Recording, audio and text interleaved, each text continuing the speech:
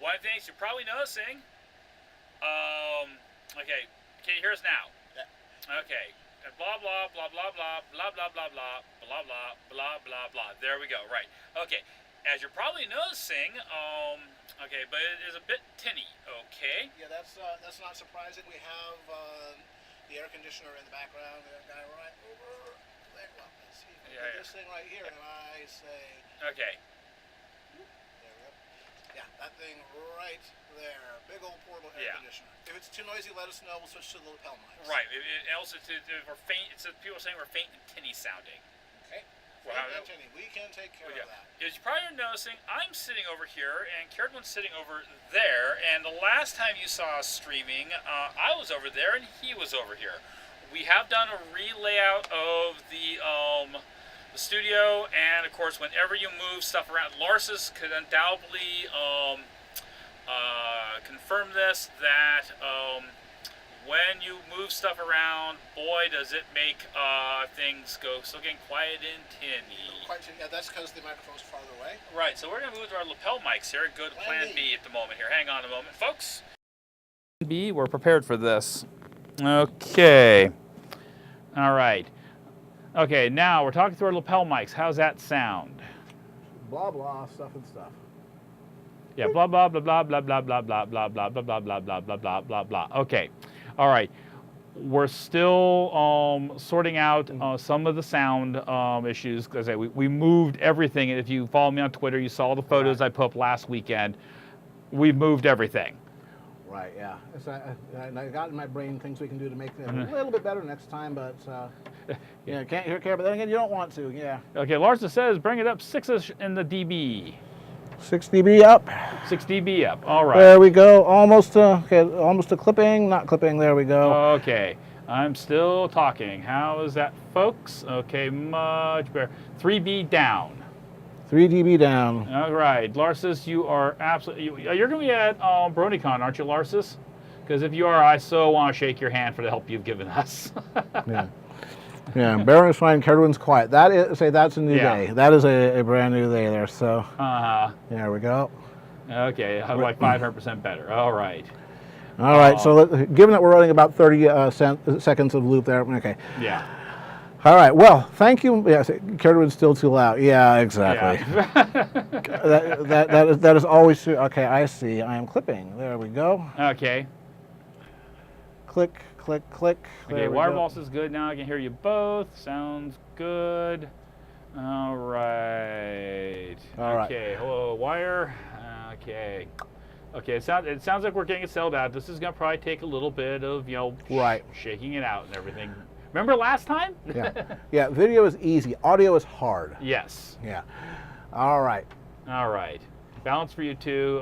Good equalization. Excellent. All right, excellent. Yeah, so I'm cutting the 60 hertz by about 9 dB just so we don't get any of that rumble. Right. All right, we got stuff there. Yeah. Okay. Hell with audio. We're here for art. That's right. Art. Art. All right. One of these days, Lars, say we'll if you're ever in the Bay Area, we will enslave you for a while. And buy you drinks, or dinner, or a combination of both. Yeah. All right. Part of the problem is that again there's 30 seconds delay. So you say good, and in the meantime whatever. Yeah. All right. We'll keep tweaking with it as the stream goes on tonight. Yep. We'll make sure we say extra chat. So there's lots of chance for you guys to give him feedback so he can play with knobs and hit levers. Don't say feedback. Yes. All right. So you guys are here for art. That's right. And booze. Oh, yeah. You want the booze first or the art first? Dumb question. Dumb question. Give me the booze after today. Yeah. Clunk. Baron asked for a Moscow Mule. It's been hot here. Yeah, just a bit. Hey, Rebel Squirrel, you missed all the drama getting started. Yeah. Your timing's audio perfect. drama. So yeah, there we go. Whee, there we go. Now you guys get to move down here. Yeah, so you can see. There we go. I'm gonna make so we have to get the cocktail cam going. There we go. So a Moscow Mule is very simple. It is a type of drink called a buck, which means that it has one alcoholic spirit and one main component. In the case of Moscow Mule, the main alcoholic component is vodka. Where did the vodka go? Did I not bring up the vodka? Did you not bring up the vodka? I did not bring up the vodka. Well, okay. why don't you go get the absolute? I'll keep them entertained. Blah, blah, blah. Well, we did do some checks and everything like that, but it's really hard to do the adjustments and run it, like say, as we're going, live.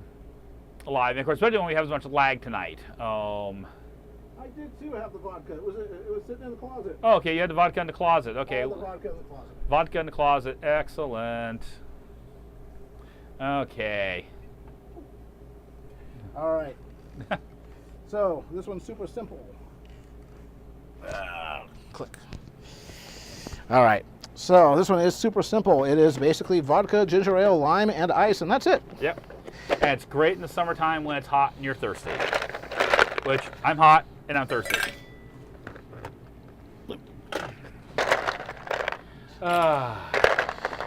It has been one of those weeks. Yes. We had a one of the main servers at work. The disk subsystem just basically died. So that's no fun. And yeah, that was nothing but pure pain. Don't worry, knee cam won't last forever, generic. Yep. That's it. This is why we wear pants instead of shorts, so you don't see our knobby knees. Knobbly knees contest.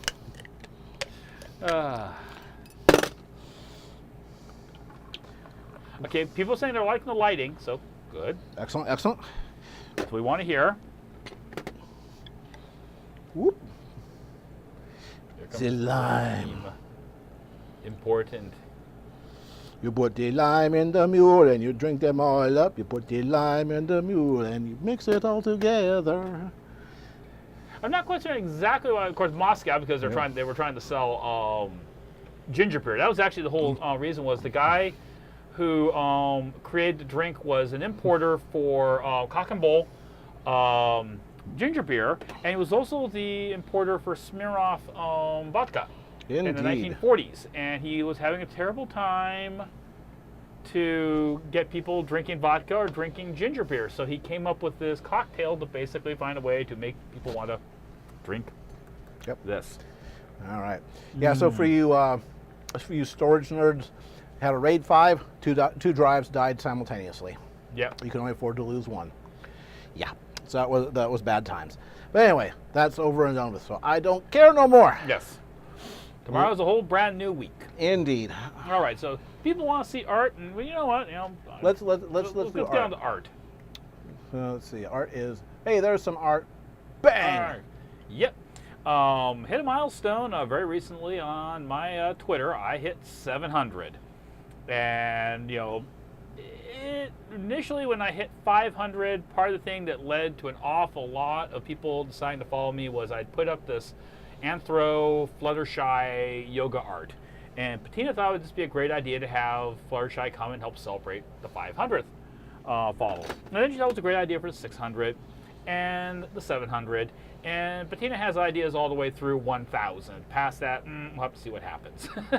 Right. So you guys get to put out the word so that Baron does get 800. Yes. 900, 1,000. So you get to see it. Yep. Got to earn it. And Yep. you say in the meantime, things are a little messy, so we sometimes need a little bit of help. Oh, hey, wait a minute, wrong side of the screen here. Okay, that's one thing that's going to have to change there. So yeah, put that over here. There we are. Dunk. Boink. Yeah. Yes. Okay. There we go now. This was for. I don't see Tebow's name in the chat. Tebow, if you're here, chime in. No, I don't see you there.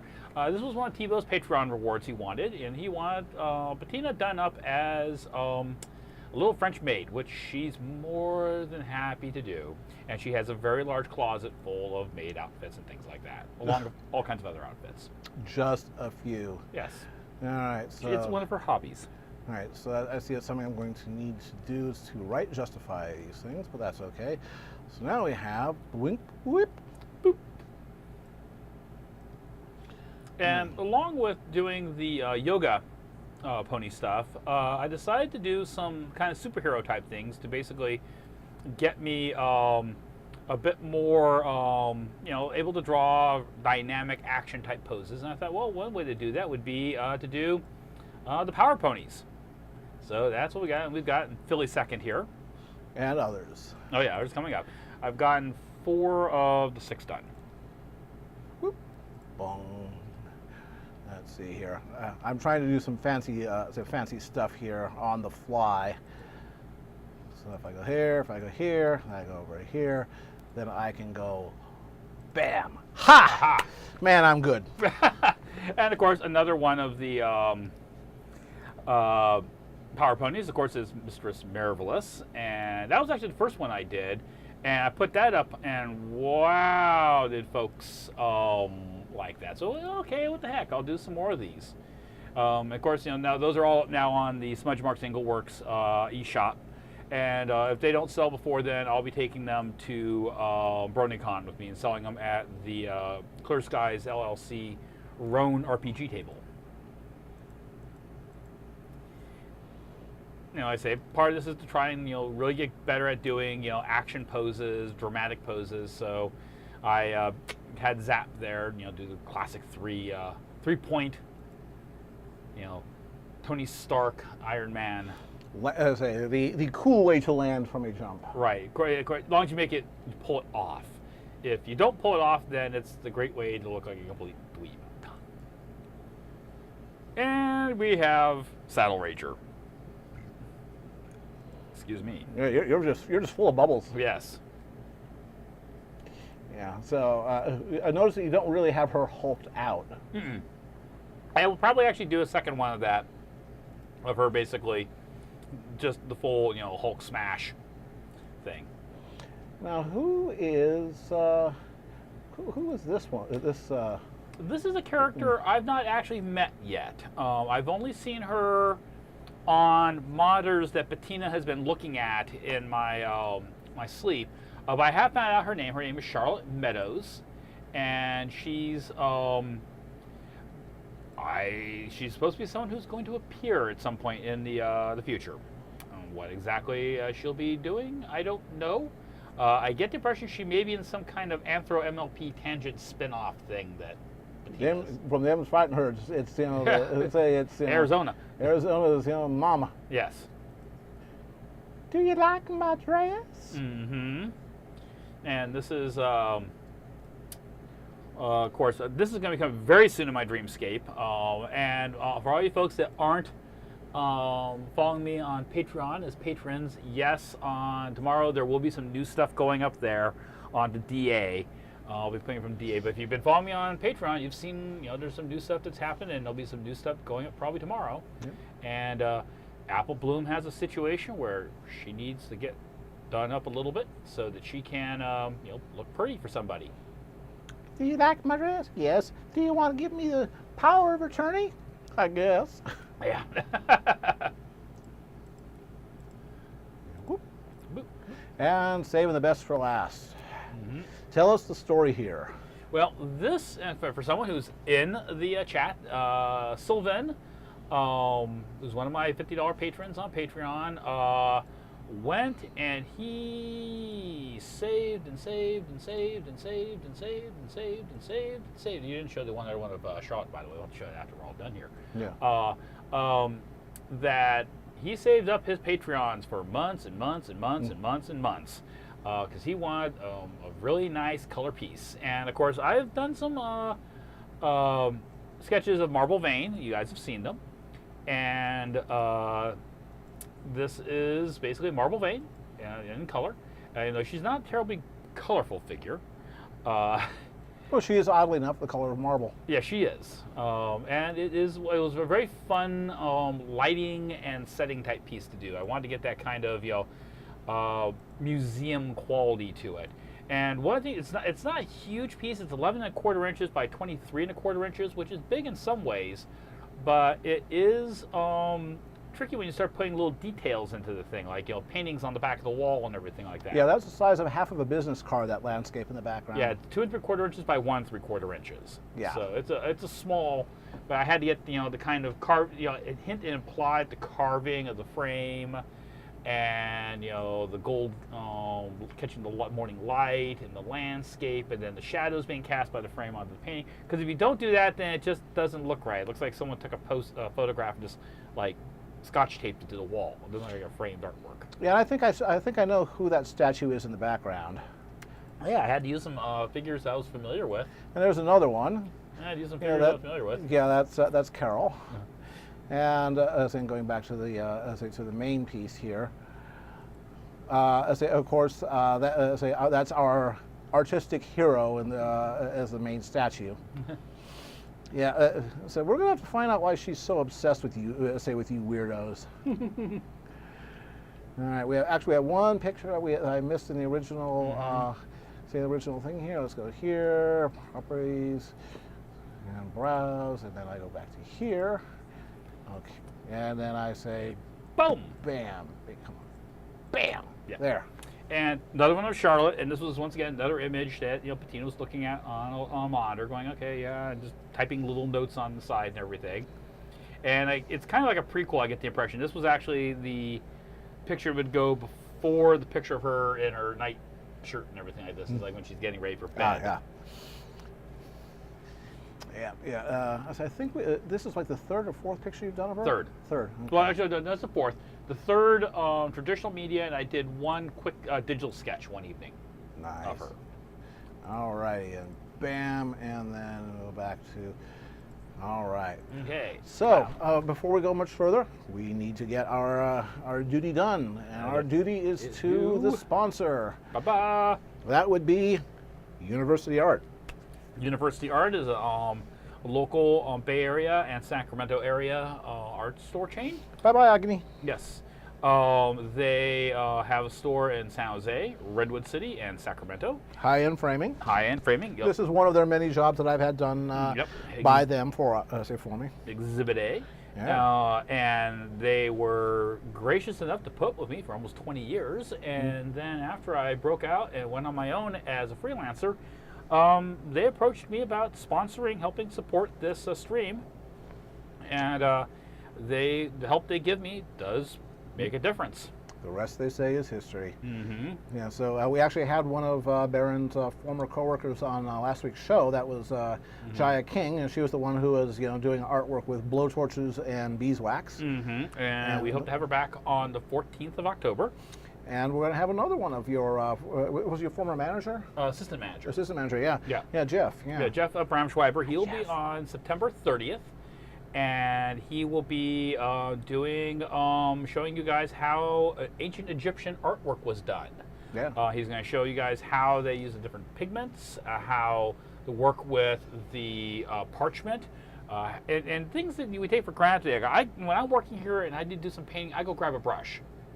They didn't have brushes back then, so they had to come up with all kinds of ways to apply the paint with something that was kind of like a brush. And he's going to talk to you about that and how you prep your surface and everything and how your pigments work. And they had a very small palette of pigments, but the pigment colors they had were very, very good. Yep. Dave, are you reflecting on things? Because just pointing out, oh, you see, it's right here, that's a reflection of you guys. It's just the monitor right there. I'm pointing at you. Yes. So we're again with the new layout of the studio, or at least the backside of the studio. We're still working all this stuff out. Mm-hmm. And, what reflects off of what. Mm-hmm. So do not walk like an Egyptian. Yes. God, it's hot. That's how you walk like an Egyptian. And of course, we do have some other plans in the future for this whole studio setup. This is an ever-evolving process. Absolutely. Oh yes, the bangles. Oh yes, the bangles. Yeah. So anyway. All right. Back to whoop. There we go. Ha. So we want to thank University Art for their support and everything. Now, tonight we're going to be doing something I do, a few times a year, and folks seem to really enjoy it. We're going to be doing the boom mics visible in the shots. No boom mics visible. What? What'd you say? Yeah. What'd you say? Please, sir, Mr. Senator, can we get a question from you? Get an answer. Okay, so we're going to be doing requests tonight, and don't give them to me yet. Don't give them to me yet. But we're going to be doing requests. Junior thinker. Yeah, very simple set of rules. One, when I say give me your requests, give them thought in your head, but don't give them to me yet. Two, if I don't take your request, don't take it the wrong way. Basically, if you have your OC and you want me to draw your OC, that's called a commission. Talk to me. In fact, next week I'm opening up my commission docket some more, and at that point we'll talk about that. But if it's one of my characters or a canon character, that's cool. The answer to your question is I'm going to be doing a BaronEngel in just a few weeks.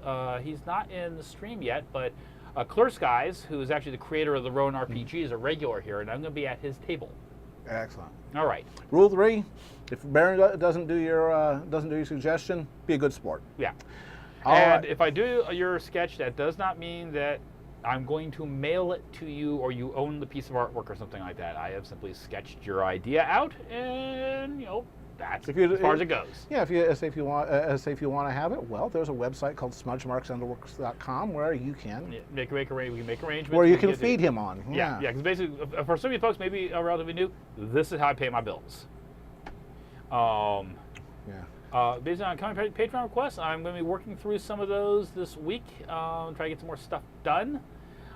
With that, I've got another big commission. I've really been trying to every other week get a large color piece done because I want to open up my color docket again. And two, there's people who have paid me down payments on stuff, and I want to get the work done so that they want to hire me again. Well, you've done 2 big ones in a row now, yeah. Well, I got a third one now. Yeah, okay, there you go. In fact, I get that done, and then I have, it's no spoiler here, but I'm doing the cover of the new Roan RPG expansion book, and that will be the last of my real big ones. I'll have openings for stuff like that if anyone's curious about it. Yep. All right, so I'm going to switch over to the drawing cam. And I'm going to switch over my drawing glasses. There you go, very good. You get to nag him if he doesn't, That's right. if he doesn't switch over. Because Okay, and you ready for the suggestions? Again, keep it safe for work. None of your own OCs. Can be furry, can be, well, not furry, can be technical, can be pony. Yeah. Ready? Set, Go. Go! Suggestions. Boom, boom, boom, boom, boom, boom, boom. And I am going to allow for the fact that this is going to be Daybreaker from MLP Season 7. Okay. Pony Cloudy Quartz. Let's see, with a main down sassy expression. Okay. Screwball. Rosemary wearing a science fiction Saturn swimsuit. The one with the rings around the shoulders. Right. Like that. A few rings in the right places. CMC und Panzer. In Sauder's high uniforms lounging on the Sherman. Why would you want to be on a Sherman? Those are awful. Yeah. Und Twilight of the Moon Dancer. Always pretty. Princess Skystar from the MLP movie. Rosemary as a fantasy sorceress. Okay. A bottle dancer, Judy Hopps. Oh, Judy Hopps as a bottle dancer. Patina in a plastic hamster ball. Bonafide William Shatner at his table in the Daring Do. Well, let's see. Guys, you guys are going too fast. Viper as a belly dancer. Rosemary as in Ren Fair in a booby dress costume. Princess Big Mac. Rosemary having a bad day at work, getting slammed to the face by a wave at a photo shoot.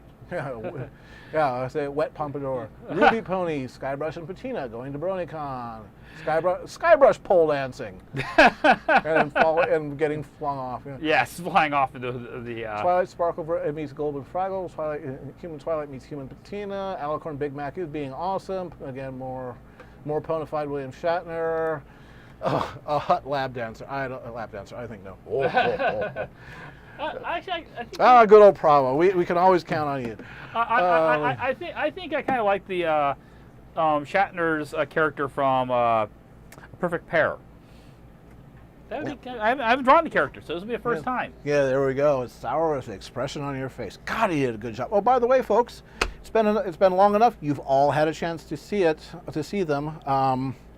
Yeah, we know that not all the pony shows have aired in America yet, but that ain't going to be until like August. So, what do you think, Baron? Is it open season? Open season for It's God's open sake. season. Yeah, exactly. I lost track of what was being released here in the States and what was not. So, fine at this point. There we go. Let's see here. Okay, here's the question. Do you want William Shatner's pony as young or old? So I'd like to see him the way we first saw him. You know, when he was That's what I was thinking. rousing Granny Smith. So a younger one. Yeah. Yeah. Hyphen likes likes grandpa. Yeah. Let's see.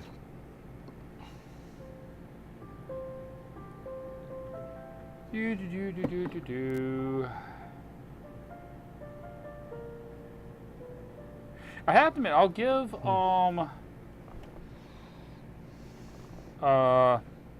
William a credit. He actually did a good job. Oh, he did a hell of a job. All right, so we're gonna do him older. Gonna do older grandpa or younger grandpa? Let's Young. see. When Well, was young. Ari, we saw him at like adult age, Yeah. mid-20s ish. Right. Now, actually, he was probably in about his 30s when he started razzing. Brandy. Yeah, Granny Smith. Apples are sour. Like the expression on your face. Young. Yep. Okay, that sounds like a pretty much. Okay, a we're consensus. going with young then here. Alrighty then. Okay. Let me see if I bring up this mic right here. Whoop. We. All right, as folks notice, what is my instrument? My instrument is A lot keyboards. of keyboards. Okay, there we all go. the keyboards. Yeah. 4 keyboards. Yes. 2 of them, let's say, a 61 key, an 88 key, and a bunch of 101 keys. Yeah. All right. Okay then. All right. Catch you later, 7. All right. Why not have the older version looking at the younger version in a mirror? Because 45 minutes. Yes. Yeah, I gotta get things done. There we go. Then we'll have a break. And if anyone here is kind of new, we do the 1 hour, then we take a 5-minute break, and then we come back. Indeed. Because I have a bad back, and you guys don't want to get a bad back. Yeah. So when we go to break, you should get up and stretch and move around. Oh, yes, Sasta. Actually, a lot of people did not pick up on the fact that it was William Shatner doing the voice of Grandpere until they saw the credits. Because as it turns out, William Shatner can act. What a concept. What a concept that somebody should be able to act. Yes. Now, he did a magnificent job as Grandpere. Mm-hmm. There we go. So And the 2 ladies who did the writing for that episode did good. So, Larsis, Roland XP30 on top, Yamaha DGX 650 on the bottom.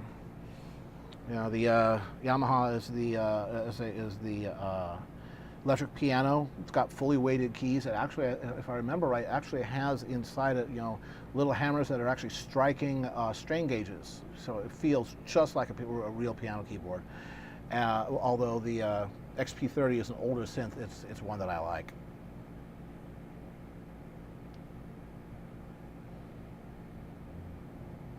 There we go. There we go. Let's see what we get here. Let me know if let's see how the sound comes through. Right. If it starts getting too loud. And of course, they had several great characters in that episode.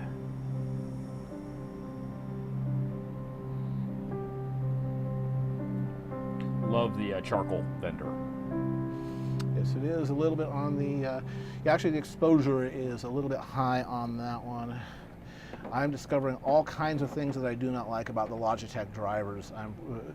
I am actually thinking about starting a Patreon of my own just for studio equipment, and getting real cameras instead of webcams for the audio pickup here. So let me go ahead and configure video. What are you doing, Logitech?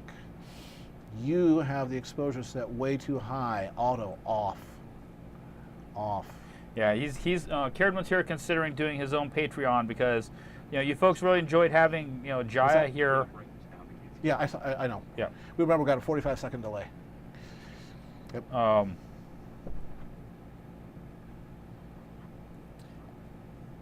But Kieran here is looking at doing, because, you guys really enjoyed seeing Jaya on the stream and everything, and, it's great to have other people on the show, too, occasionally. In fact, we're even looking at possibly doing a sub-series, for lack of a better word. Yeah, but basically doing specials. Yes. Try to stay out of your way while you're doing your job, while I keep doing my job. Not to worry. There we go. One sec here. You will see some jiggly. We are not having an earthquake. Do not attempt to adjust the horizontal. Do not attempt to adjust the vertical. We are in control, or at least we keep telling ourselves that. Huh. Yeah, it's good to want things. There we go. Still on the blue side. I will adjust the colors in a moment. That is auto white balance, not auto white balancing like it should. Yeah, again, we had a major Windows update fest, and God, all kinds of things happened. Let's see, configure video, advanced settings. And things you wouldn't think that would affect your system affected. Yeah. Why is that affecting things? Let's do green, let's do blue. Well, that's not too bad. No, Jai probably will not set up an FA account. She may There set we up a go. DeviantArt account. DeviantArt is maybe definitely a possibility. I'm trying to talk her into getting a Patreon account going. And she had a blast, and she really wanted me to convey to everybody how much she enjoyed being on the air and how everybody made her feel very, very welcome and at home. Yep. And she's looking forward to doing it again. There we go. Yeah, there's a thing about when Baron does his line work early on, it's very, very light, so I got to do all kinds of weird saturation and contrast pushing to get the lines to show up at all, and it makes Baron look like he has skin disease. Yeah. So let's see. Jaya will probably not be on For Affinity. She will almost certainly be on DeviantArt. Yes, that is the plan. Yeah. There we go. Let's see about catching up on. I'll scroll back here. Yeah, Lars says Behringer XR18. Yeah, the Behringer stuff, particularly since Yamaha bought it, is a real value. Although right now, what I'm running the Xenix X1222 USB as my mixing board. Let's see. There we go. Whoop. Lego, I'll let her know There that. In fact, I needed to get back in touch with her this next week. She's been very, very busy. You may remember when you were watching on the stream, she was talking about that 40 by 60 inch encaustic piece. Well, she's finished that now and has delivered that, I believe, to the California State Assembly building. There we go. Which I'll have to say, that's one feather in her cap that I don't have. I don't have any of my artwork hanging in any government buildings. Not yet. Even though Patina thinks she'd look great in the governor's mansion. All right, yeah, zombie Baron now. Brains. I got to starve around here. Let me tell you that. Okay, Picardo has done it again. Well, we're.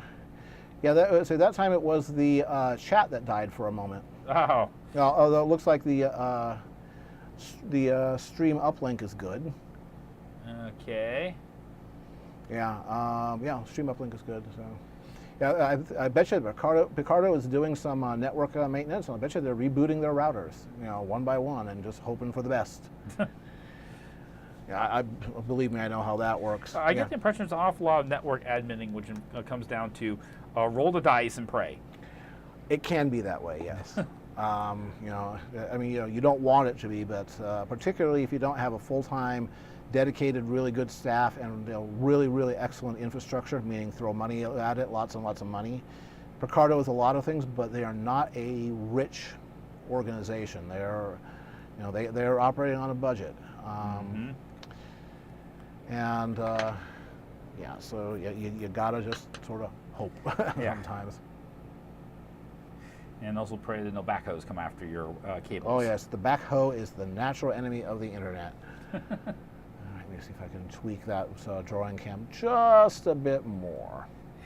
Patina for the White House. Yeah.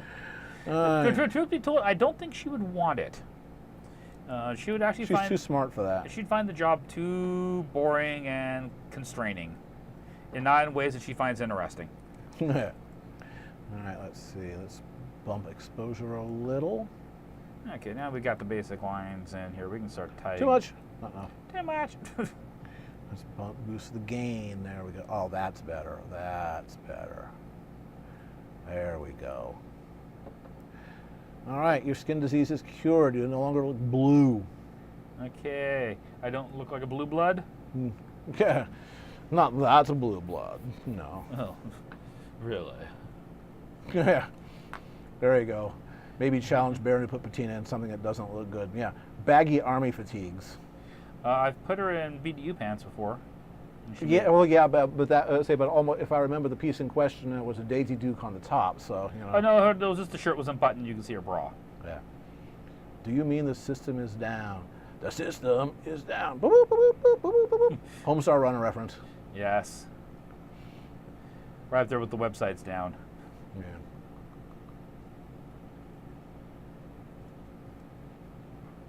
Yeah, let's see. I'll put a mouth on him in a moment. I'm not going to like.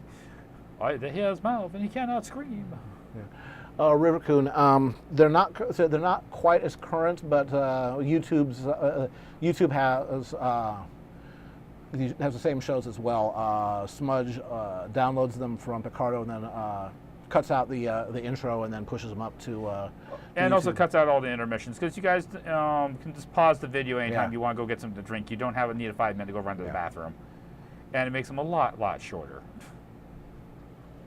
Hello, Mr. Clear Skies. Hey. I think I see a couple of other new folks. Deathlight Productions. Have you been here before? Yes. Okay. Deathlight, Well, welcome back then. Deathlight Productions have been here before. Now, who else do we have here that may be new to the channel? If you are new to the channel, say hi to folks, and people will say hi to you right back. Yes. I think Wireball's new. Wireball, I believe, was here last time. Aha. Oh well, no. Well, I know Wireball became one of my patrons recently. Okay. On Patreon. How about Ender Dragon? Are you new? Welcome to the channel. Mm-hmm.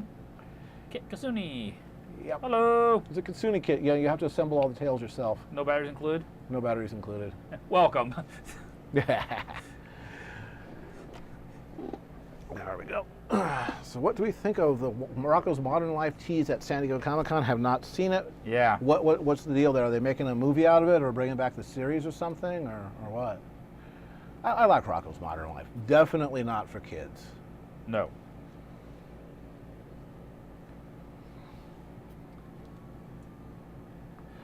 Oh, here come the cops. I hear them outside.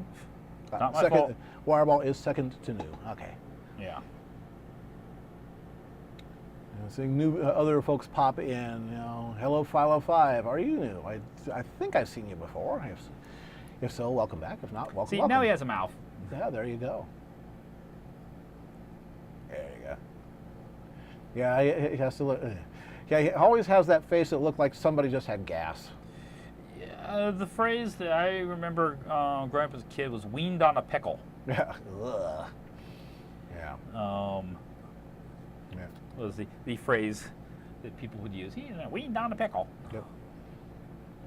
Ah, kid, what you got? What you got? What you got? What you got? You know, at the moment I am without dogs, and that makes me unhappy. Yeah. Beginning of next year, we'll fix that.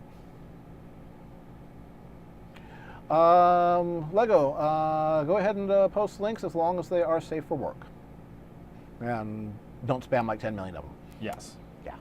But yeah. In general, links are links are fine. Again, just safe for work. Try to again, don't be a spammer, and we're good. And understand that, while I'm at least working here, I can't go look at any links. Oh, No. Baron, you gotta take this link. Later. Send it to me later. Because I'm not gonna be looking at it here. I'm busy, I'm drawing. That's my job. That's why you guys are here. That's why you tune in every other Saturday. Even though we're gonna be coming up in a period here fairly soon where I'm gonna be doing an awful lot of, more than just every other Saturday. I'm gonna play with my keyboards a bit. Yes. Creates that funky ambient background.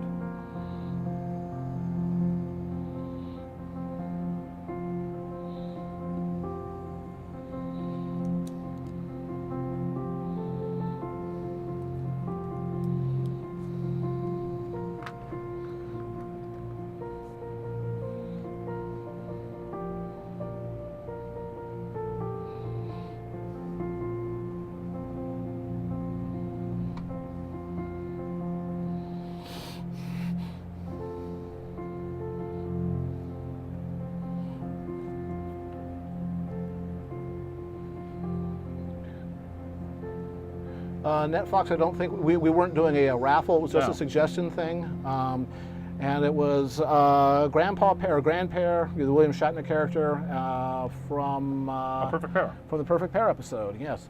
So One of the best episodes they've written so far. oh yeah, yeah.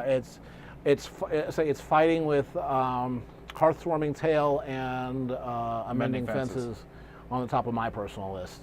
Also on And- top of the I need a Kleenex. I got something in my eyes. Oh God, yes. Yes, if generic, he does once in a great while. Your digital stuff. Right. He'd done like 2 or 3, out of band, as it were.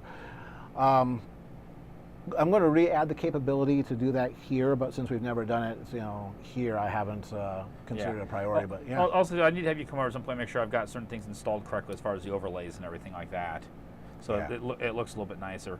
Part of it is I'm still really poking around on digital, and I'm still like going, that looks like crap. yeah. It looks like shit. I mean, admittedly, I've been deliberately taking and being kind of a little bit cruel and deconstructing other our people's work and going, okay, my work's not that bad, but I got this expectation. They can do these. I can make pieces of wax. I'll be most happy when I can learn how to color mix digitally.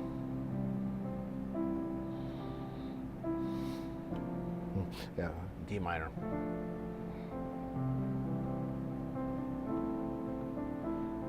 Yeah, Royal Problem was good too. Even though, admittedly, that almost strikes me more of an episode they would have had in second season when, Luna and Celestia were really starting to get back together again. They've been, they've had some time has passed in between. You'd think some of those things, as DWK, but you'd think they would have worked this out by now. Yeah, yeah. I want to see more of Burnt Oak. Yeah, the Sam Elliott character. Yes. Oh yeah, at loved first it. I was thinking that, and Tom Bodett will leave the light on for Yeah. you. He was a great character. Oh yeah, no, yeah, it's just perfect presence there. I mean, everybody in that episode just turned in, a perfect performance. There are a lot of the reviewers and reactors are, saying, now introduction to the perfect episode. I mean, the perfect pair. Mm-hmm. And I think there's been one React video I've seen out of about 25 where whoever was reacting wasn't bawling like a baby before the end. Yeah. I say, Yeah. I just kept on getting something in my eye the whole time I was watching it. Darn it. Yeah. Oh yeah. No, it was good. It was. Again, I still want to know what happened. Yes. But now we know all about Applejack's parents. We know what they were like. Felicia Day. I did not know that Felicia Day was going to be on the show. And I'm a big fan of Felicia Day. She is behind the website Geek and Sundry, which is just a celebration of all things geeky. And she is absolutely awesome. Yeah, she kept that close to her vest. Well, she's primarily a producer as much as she is an actress and singer. Yeah. She knows the value of keep your mouth shut. Yeah. Yeah. Seen many a project get spoiled because of someone, blabbed something when they shouldn't have. Yeah, exactly. All right, top 10 MLP to date. Yeah. In airing order, suited for success. Yeah, that's one of the ones that early on would lock people into the fandom. You see it, and it's like, okay, I'm going to see this one through.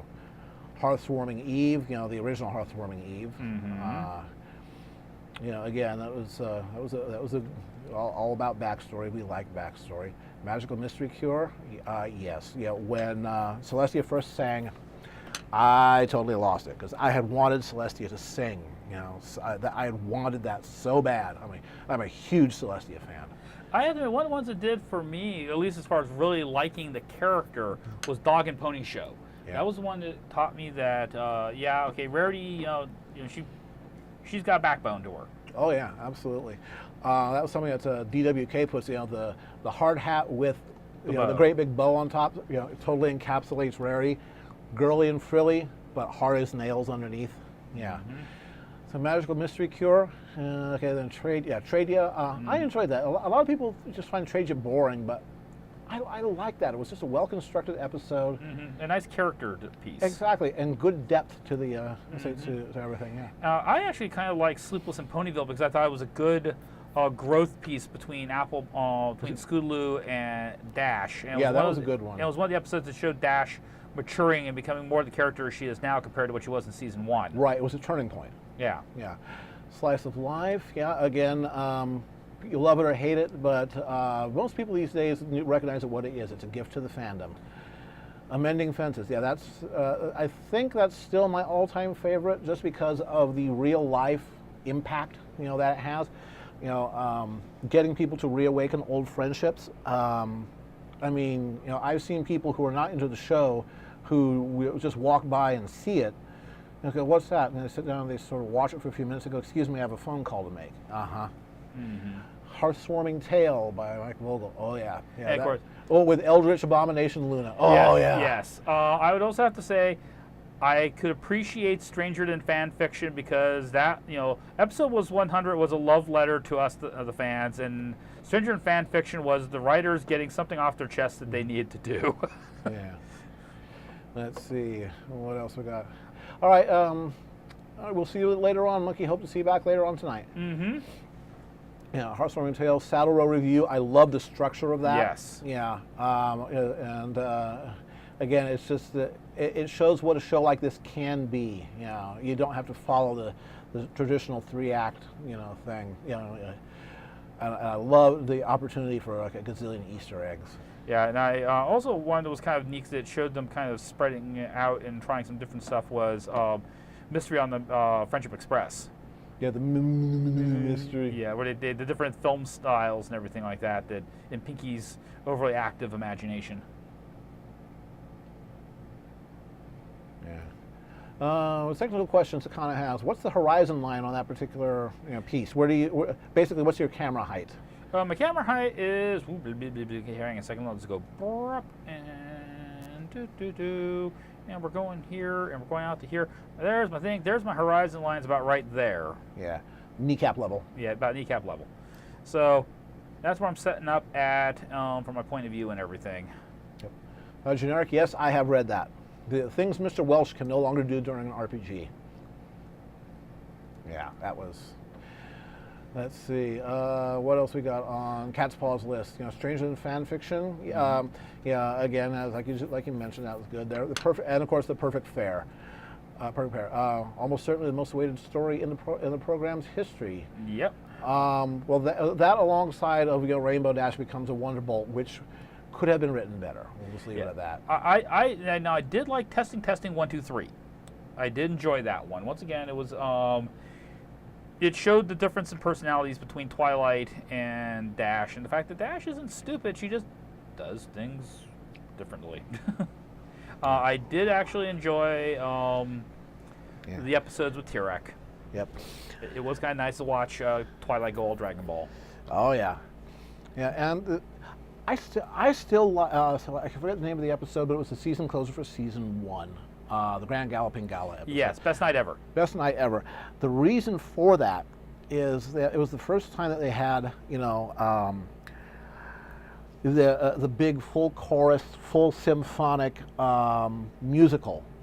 It was the first time they ever did that, and it had a celebratory feeling as the end of season 1. And and as far as people knew, it was going to go 2.5 seasons and out. 65 episodes, which is a magic number. Which is why Twilight got her wings at the end of, episode 65. 65 is the perfect number for minimum syndication. But the thing is, it had a celebratory theme. Look what we did. We took this MLP thing that you were all afraid of, like getting girly diabetes cooties watching, and we turned it into something awesome. Look what we did.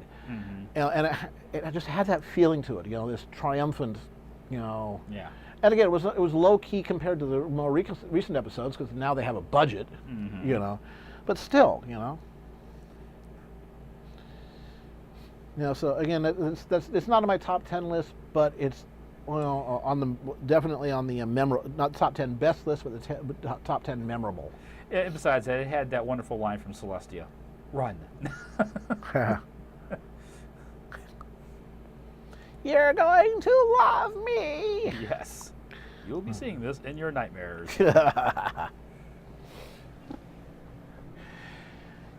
Yeah, Orca has improved. Again, they've got a budget. And they also have a lot of work, just the basic, create the characters, rig the animation puppets, create a gazillion backgrounds. All the work that they were putting into building this huge library now can be put into fresher animations, unique animations, and new main hairstyles, new characters, more characters in the same picture. Yeah. The same shot, rather. And more characters moving in the same shot. Yeah, exactly. The foundation has been built. Now they can start doing the embellishments. Yep. Minor attention. Is that a Alvin Draftmatic mechanical pencil? This is a Konor Rapidomatic.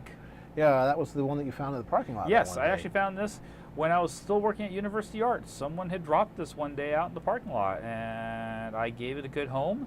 And over the years, I've had other mechanical pencils die on me, but this one just keeps going and going and going, and it's loaded with 2B Pentel lead, and it is my favorite.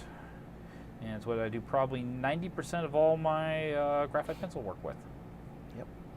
Including finished illustration work for folks. Hello, DJ Mar BH Samurai. DJ. Welcome to the stream. Now, just so you know, DJ, we're going to be taking a break here in just a couple of minutes here. I'll take a 5-minute break, and then we'll be back, and we'll be doing this again. I'm doing requests tonight. When I come back, I'll take my next request from folks. Don't give me one right now because I won't listen or pay attention to it. Yep. All right. And hello, Barry from Mars. How's the weather? Yes. How's the weather on Mars? Yeah. Cold and kind of dusty. Yeah. I'll put a couple of clouds. The Energizer Bunny of pencils. There you go. Just keep going. Yeah. God, I remember having those old lead holders, that had those long pinchy things. Yep. Oh, you could give somebody just a beauty of a pinch. Oh my God. Yeah, walking in the neck. Yeah, exactly. And then their girlfriend was asking all kinds of questions when they came to pick them up at the end of class. No, I did that to somebody exactly once in my high school class because he did it to me. And yeah, we were instructed that we were not allowed to do that ever again because you can You can hurt somebody. Yeah. Well, you can leave a nice little mark. Yeah, it'll take a divot out of somebody. Yeah. It's munchy. It's like walking up to someone with one of the old corded electric erasers and playing at the base of their neck and going, bzzz. So much for the hair on the back of your neck. That's right. And the best, it's auto noogie. Yeah, it's auto noogie and it is automatic rug burn on your neck. Yep, exactly. Because those things, my dad's one was 1/10 of a horsepower. It would take ink off of Mylar sheets. And on paper, if you weren't careful, a moment of inattention would just bore a hole right through your drawing. Yeah. Problem with that is if you noogie somebody with one of those, at least, there's no question. You done it. Yep, you did it. Okay, why don't we switch to the main camera here. Yeah, all right. Popping. All right. Wait. There we go. Okay, folks. So. All right, folks. So we're going to take our hourly break now. 5 minutes. It's time for you guys to go be biological, get a drink, get rid of your drink, and we are going to see you in 5. Start thinking about, but don't say them yet, requests for the next hour. See you then. 1, 2, 3, click.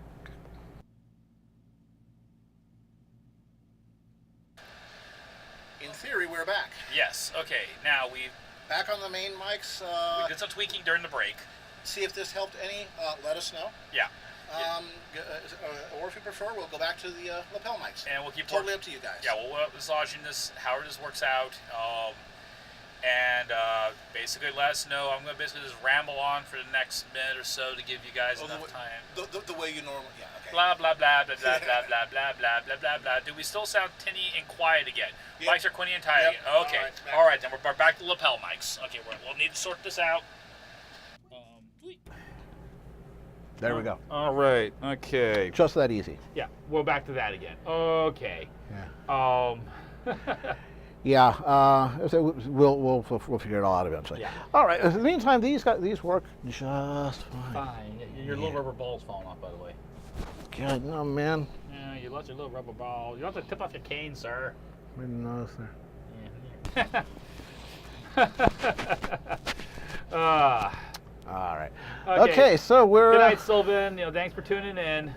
All right. Good night, Sylvan. Okay, we are ready for request round number 2. This is Remember. correct. Yep. Remember, none of your original characters. That's called a commission. Baron gets moolah for that. Mm-hmm. Keep it safe for work. Can be furry. Can be pony. Can be technical. Mm-hmm. Can be peoples. 1, 2, 3, go. Yes. And while that's there, I will click this thing right here. But do choose something that I can actually draw in an hour. Well, yeah, that might help. Yeah. If you ask for the Sistine Chapel, I'm going to laugh at you. So again, we have Daybreaker again. Okay. Rumiko again in a hot tub with birds all around her. Anthro Tree Hugger. Okay. Yeah. Okay. Yay, bravo. Yeah. We need dependable people in our lives.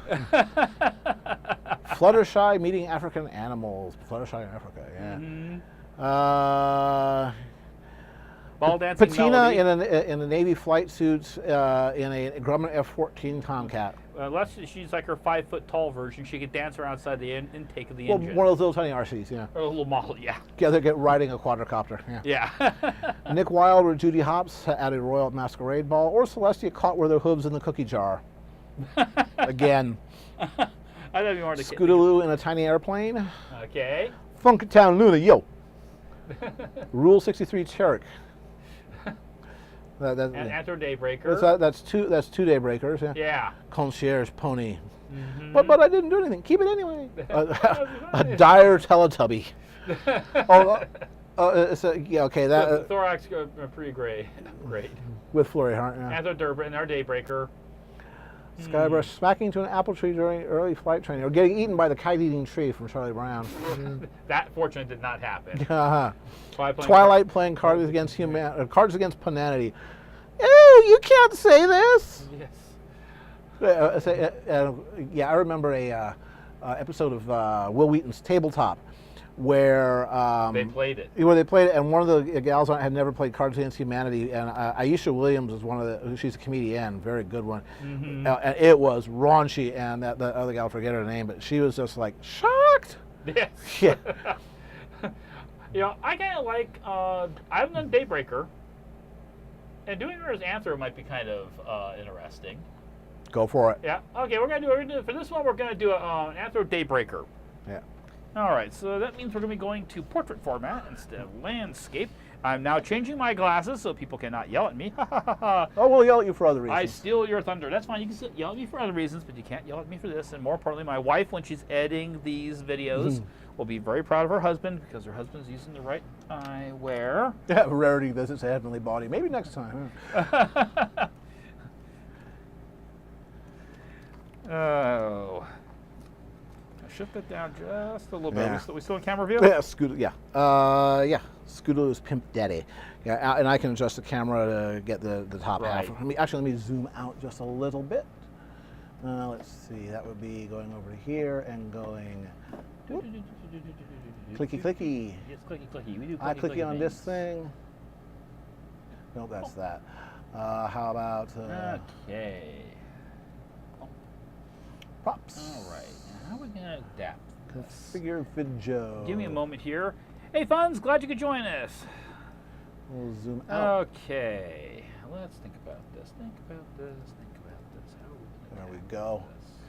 All right, the entire thing is in view. Okay, I'm kind of viewing Daybreaker as her outfit and everything being kind of like one of these like Flash Gordon villains.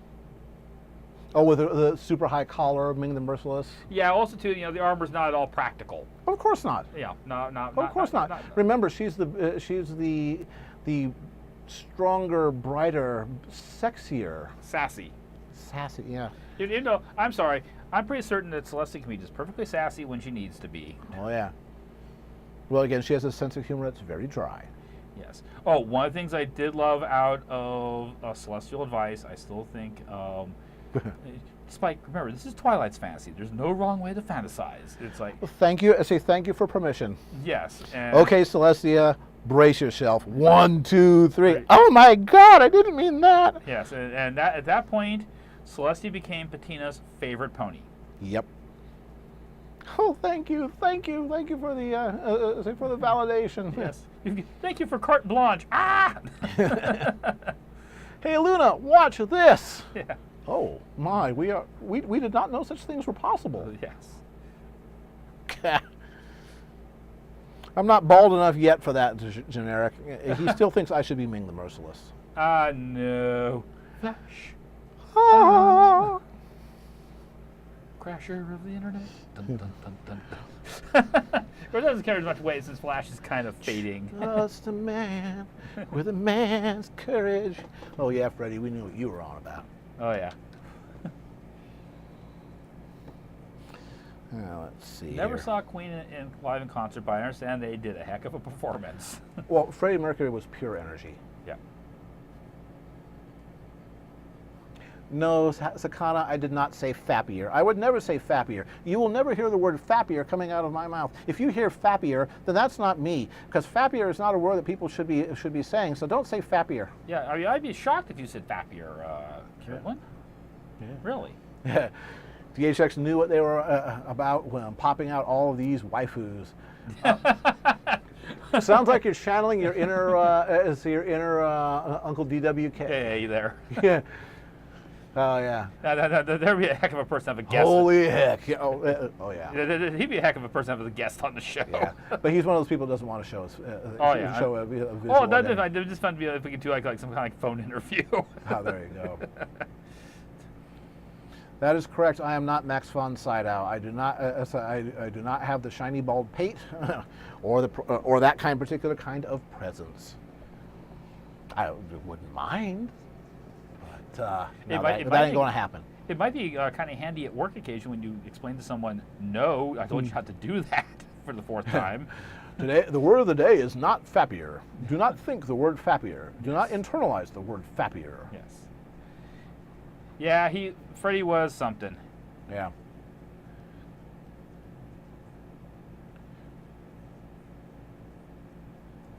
The thing is that the F key is just the second key to the left of the H key. Trivia, there used to be an H key. It was back before people had modernized the whole sharps thing. You know, G sharp was actually H. That would be this. That's G sharp or H. And so Bach would do, you know, B, A. He put that into a couple of his compositions as a little joke. So, you know, B-A-C-H, you know, Johann Sebastian Bach. Mm. Yep. But the whole notation system, you know, with the sharps and, you know, referring to the notes as the way are. That was like a 16th, early 17th century thing. It didn't really solidify until about then.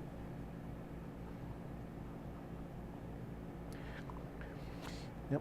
Although actually, yeah, Dale, yeah, he could sing over 4 octaves. I believe. Okay, I forget her name, but there was a South American singer back in the 50s, I think, 40s and 50s, that could do 6 octaves plus 2. Wow. Yeah, well, she was way up there. And of course, Kate Bush can do 5. Yeah.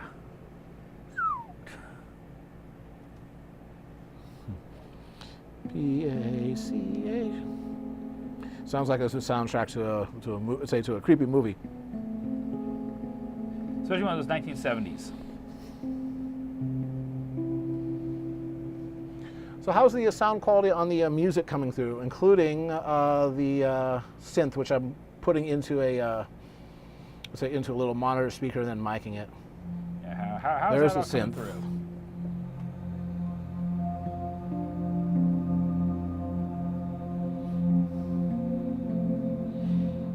Yeah, well, it's amazing, Barry, when you've got, you know, there's lots of cases of people when they lose one of their senses. Of course, you know, they're not using those clock cycles up, and their other senses basically, you know, bring on their A game, and you get to just some amazing.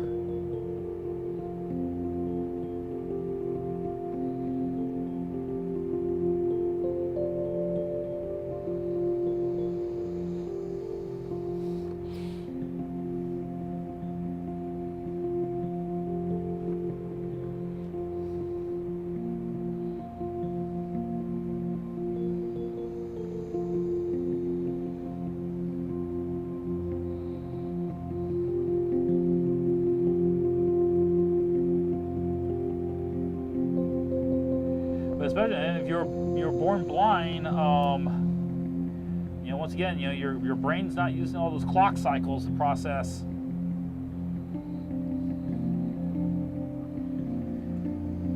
Video, so it's got lots of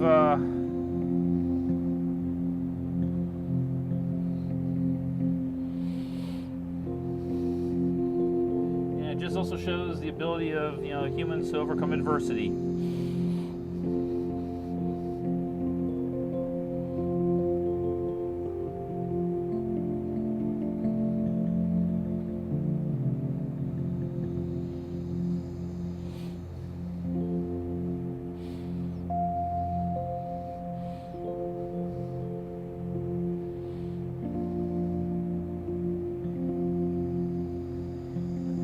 About her horn.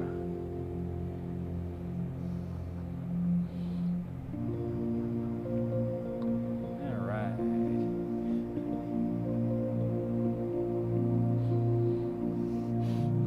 Yes, is it live or is it Memorex? Is the question's being asked, Jaredwin. I am Memorex. You're Memorex? Okay. Boy, do I remember those commercials. Oh yeah.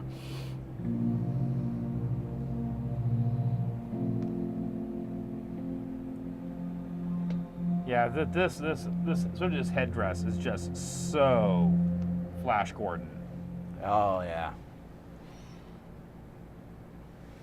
She's not just bad; she's drawn that way. Yeah, I'm gonna have to figure out how I want to handle this outfit here. Dale says one of his mom's friends tells a story about the time his patrol of Marines got into a firefight with a lyrebird, imitating the sounds of a Japanese patrol. Why are they shooting at me? Yes. Very confused lyrebird.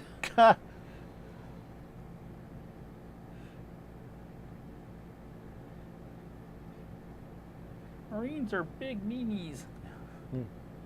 Are you drawing big meanies? Meanies. Yeah. So how'd the sound come through on the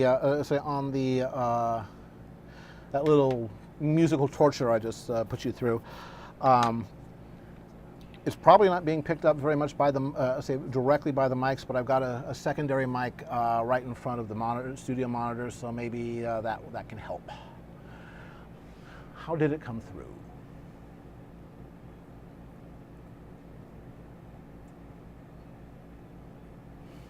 Yeah, I still remember the old, I think it was Maxell. Was it Maxell commercials? You know, the guy slouched in front of the giant speakers, you know, getting his, you know, martini blown away. Oh, yes. He's playing Ride of the Valkyrie. Yeah. You know, one of the quintessential images of the 1980s. It was lampooned so many and parodied.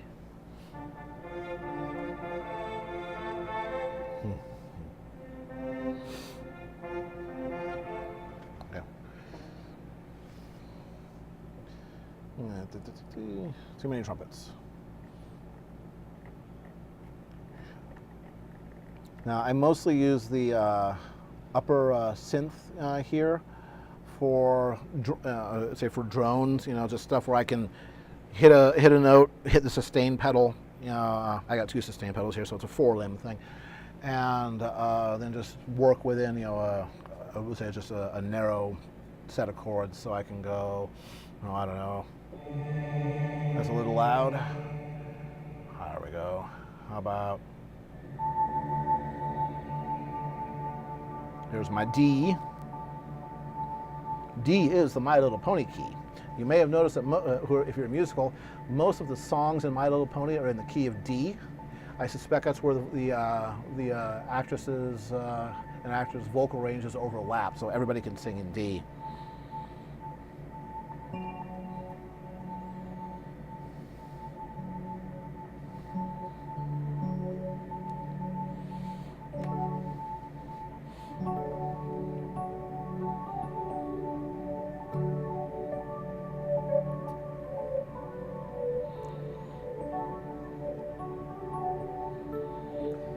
In case folks are wondering, yeah, no, I'm not doing a whole lot with the torso right now because I'm making this up as I'm going along here, and I'm trying to figure out how I want to handle that part of her wardrobe. So I'm kind of working on other parts of her outfit at the moment. With your spear and magic helmet. Yes. Spear and magic helmet. Spear and magic helmet. Snog! Hey you! You could tell that was written in people who lived in LA in the 40s and 50s. Oh, Brunhilde, you're so lovely. Yes, I know it, I can't help it. Oh, Brunhilde, be my love. Wow, look at the people drop out of the chat. Yeah, there you go. Wabbit season. Yeah, what would you expect, say, in opera? A happy ending? Yeah. I'll turn this into fingered gauntlets. Can you play in my head like a catchy song from the latest episode? No. I know very few quote songs. I just improvise. I don't read music, and I'm really not that good a player, so I just fake it. That's why you get the kind of cool, funky ambient trance stuff from him.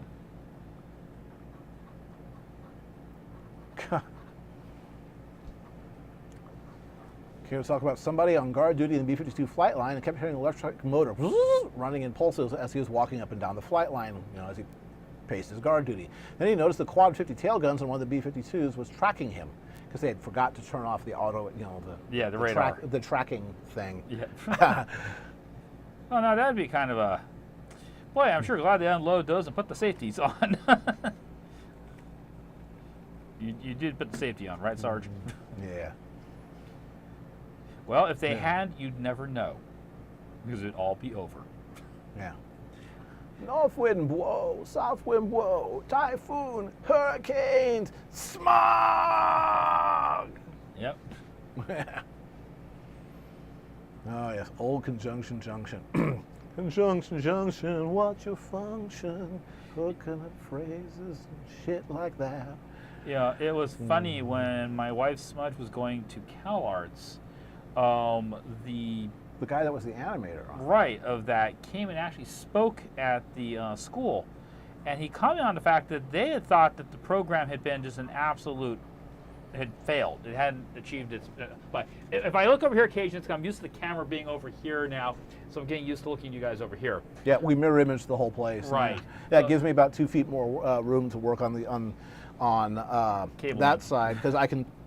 Yeah, we took out the closet door, the big old, it's a big old shallow closet. And we took out the closet doors, and I can tuck some of the tables and equipment into there and freed up a lot of space. Get a little, elbow room. Yeah, so we don't have to quite the shoehorning things in when we're coming in and out of the studio, and especially when guests are, here's our guest, and they don't have to do this limbo thing to get in here. But the lead animator was involved in the whole Schoolhouse Rock. Came and spoke at CalArts, and he was talking about how they thought that originally the whole project had been a failure. It hadn't really achieved what they had wanted until he was 20 years later at this conference, and he was talking about Schoolhouse Rock and everything, and then he suddenly realized that every single person in the room was singing Conjunction Junction. And he went, no, we actually did succeed. I'm just a bill, yes, I'm only a bill, and I'm sitting here on Capitol Hill. Well, it's a long, long time I've been sitting in committee. Yep. The house thus divided, my prospects there so shit. What? Okay. The guy who was the singer for that showed up on a Johnny Bravo episode, singing songs like that. They sing about sincerity, sincerity. If you can fake that, you can fake anything. That's right. That was him. Yeah. Wow. One of those people, everybody knows his voice, nobody knows his name. Yep. Kind of like Waylon. Hello, Tokoi. Kind of like Waylon Jennings. Yeah, so Tokoi. Hey, are you new here? If so, hey, welcome aboard. If not, hey, welcome back. Yes. Yeah, Baron's the guy Grant. over there. There, poke.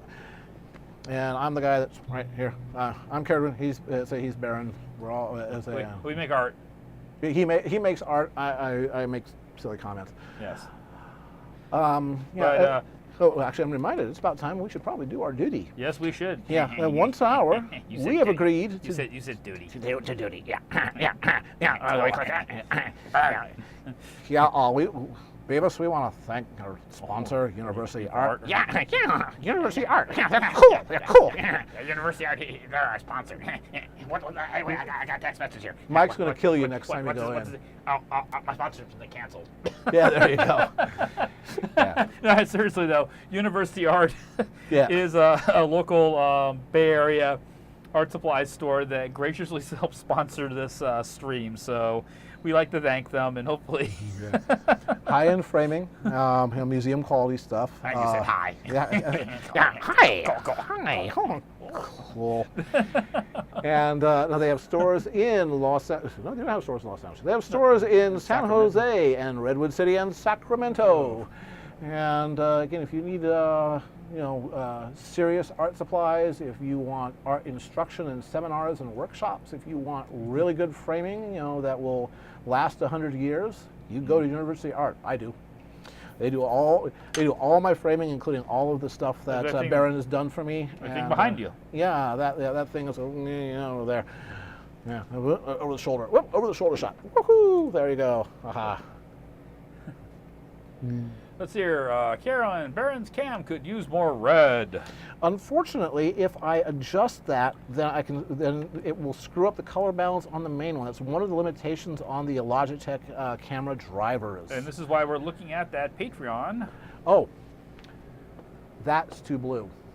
That adjust the color temperature on the left side. Left side. Do-do. There you go. How's that, folks? There you go. Woohoo! Let us know how that works. Yeah, that looks a lot better. Yes, as in San Francisco Bay Area. Yep. Yeah. So we have a couple of lights that have they're LED lights that they have red LEDs or reddish LEDs and bluish LEDs, basically 2700 Kelvin and 5500 Kelvin, and we can toggle them off and on so we can get some good color balance. Right. In Yeah, stuff. Yeah, and that's one of the things when things get moved around, when you move a studio, they get bumped and you have to go back and reset them again. Yep. Yeah. So yeah, again, it's a little bit. That's it's about right. The color balance right now is a little on the red side, but that is okay. I was blind, but now I see. Nice warm Yeah, color. I was blind, but now I am deaf. Yeah, nice warm color. Well, it's a nice warm character. Yes, definitely. Yeah, it's toasty.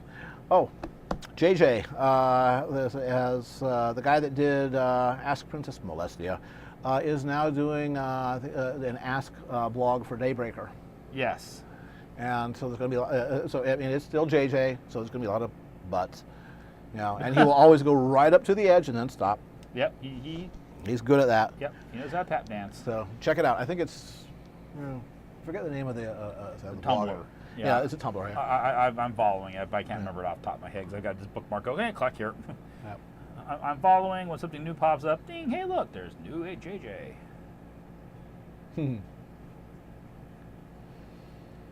If the next big one hit University Art, it might be in the Pacific Ocean. Well, actually, University Art is on the California side of the fault, so it might be beachfront property.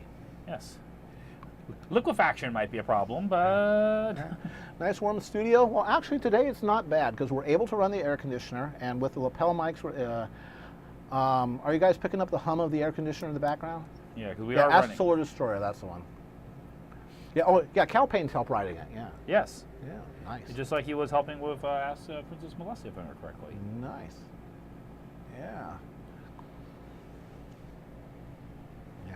Since the Bay Area is built on landfill from the 06 earthquake, parts of it are. The Marina district of San Francisco is. And oddly enough, that was where there was a lot of damage because it turned to jello. In Loma Prieta. Yeah, and there was a lot of landfill underneath the portion of the of Interstate 880, the Cypress structure, In which Oakland. was a big elevated highway that collapsed, and that was where most of the deaths were. Yep. Actually, one of our friends, Jeff Ferris, Life was saved. yeah, he used to be, he's since retired, but he used to be the mailroom supervisor over at BART, and Bay Area Rapid Transit, which is located, their headquarters are in Oakland. And he normally would have been commuting and and on the Cypress structure exactly at that time, 5:02 p.m. But he was printing up copies of an early furry fanzine called Yarf. At work they let him use the high-speed photocopiers there as long as he paid for the consumables, the paper and the toner. And he was printing up Yarf and was Delayed.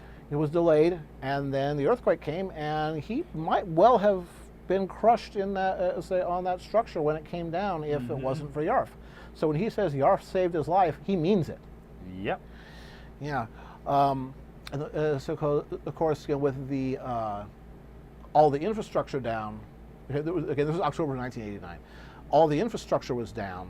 Again, the Bay Bridge, a portion of it had collapsed. And there's this, again, you couldn't move traffic, so everybody was more or less stuck where they were. But all of the BART train dispatchers, except for the current shift crew, had gone home. And but it turns out Jeff is really, really into model railroads. Yep. Seriously into model He railroads. goes up to the Sacramento Train Museum, plays around with the 1-to-1 scale stuff. Right. Yeah. So again, like Baron said, Sacramento Train Museum, where they have like old-fashioned, shovel coal steam locomotives, and Jeff had gotten his conductor's license so that he could operate that. The steam trains. Well, as it turns out, in order to be a dispatcher for for rail systems, you have to have a conductor's license.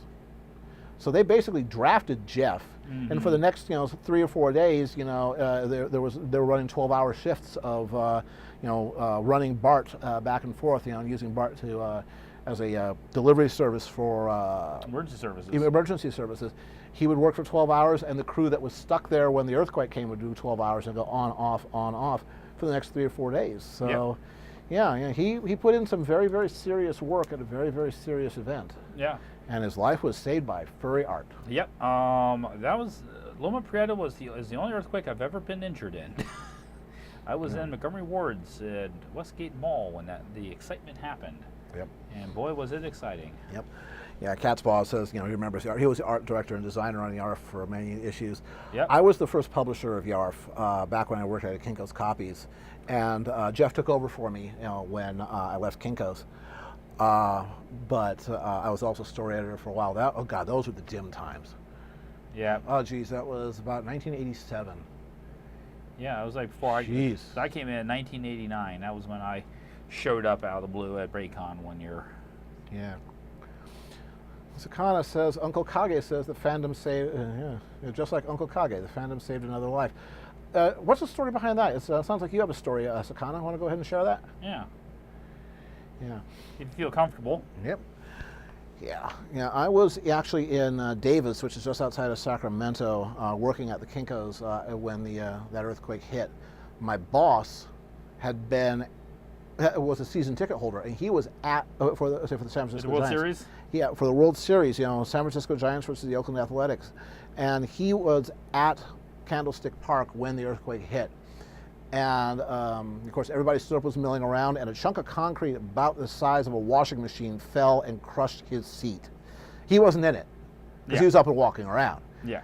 Yeah. So he brought back chunks and go here. Say, San Francisco tried to kill me. Would you like a chunk of that? And say, hell yeah. Okay, hang on a second. I need to back up because I just dropped a piece of equipment. There it is. I found it. Yeah, it was at dim times because you were editor. And I was the publisher. Yeah. Yeah. Yeah. Nightwing Hail. Nightwing Hail. I live. Yeah. Yeah. I got thrown out of a stock room at Montgomery Ward's and hit the wall on the opposite side of the hallway and rolled over and looked up, and what happened was all the ceiling tiles came loose from the framework. Uh-huh. So all I see is this mass of ceiling tiles coming at me. I don't know if the rest of the entire building's coming along for the ride. So I'm kind of going, am I going to die? Yeah, the pucker started on the top of your head and went all the way down. Right. And then it was like, okay, no. Okay, I got bounced around, but not killed. And boy, that was a ride. That was the only time I ever participated in a work sports pool. Yeah. And all I remember was kind of finally eventually getting out, and we were all staying out in the parking lot, and we were watching all the planes fly around in odd circles. I can't remember what the heck they were going to do. See you in a while, Cato. Have a good walk. Yes. And I just remember looking over at Mike, different Mike, not Mike from University Art, but Mike from Montgomery Ward's, looking over, I'm going, can I guess that the baseball pool is off for tonight? And he just kind of looked at me like, really? Yeah. But it's just the weirdest things you think about at times like that. Stress is funny. Yeah. Yes. So Nightwing says that they had a furry walk into his workplace today, head paws, tail, and foot paws. In other words, partial. Yeah. Was it a good? But was it a good one? Yes. That's the question. Was it good? And did the person wearing it stay in character and pull it off well? And were they someone you'd want to see come back? Yep. Yeah.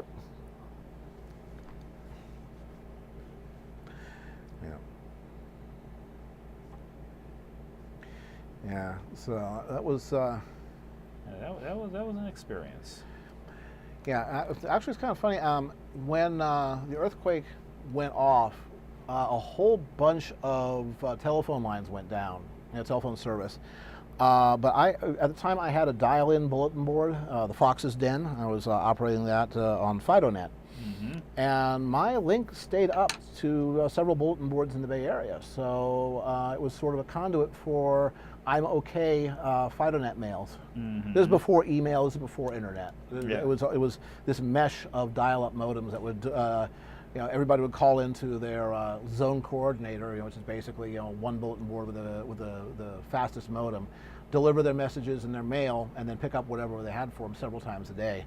I was zone coordinator in they call it West Sacramento region, which was Woodland and Davis and West Sacramento. Yeah. So and that was back when the fast modem was 2,600 baud. Well, I had at the time a Trailblazer 19.2K. Yep. And nowadays, we're getting about 50 megabits a second here, and I'm bitching about it. Yeah. It is. Let's see, if I was called a 20 kilobit modem. Our line here is 2,500 times faster. Basically, what we're trying to say to all you kids is, you got good, shut up. Yeah, don't bitch about your bandwidth. We know the lack of bandwidth. Us old folks remember what it used to be like. We used to have to send smoke signals and pigeons. Well, they had a Lynx and a Fox today. Yeah. Oh.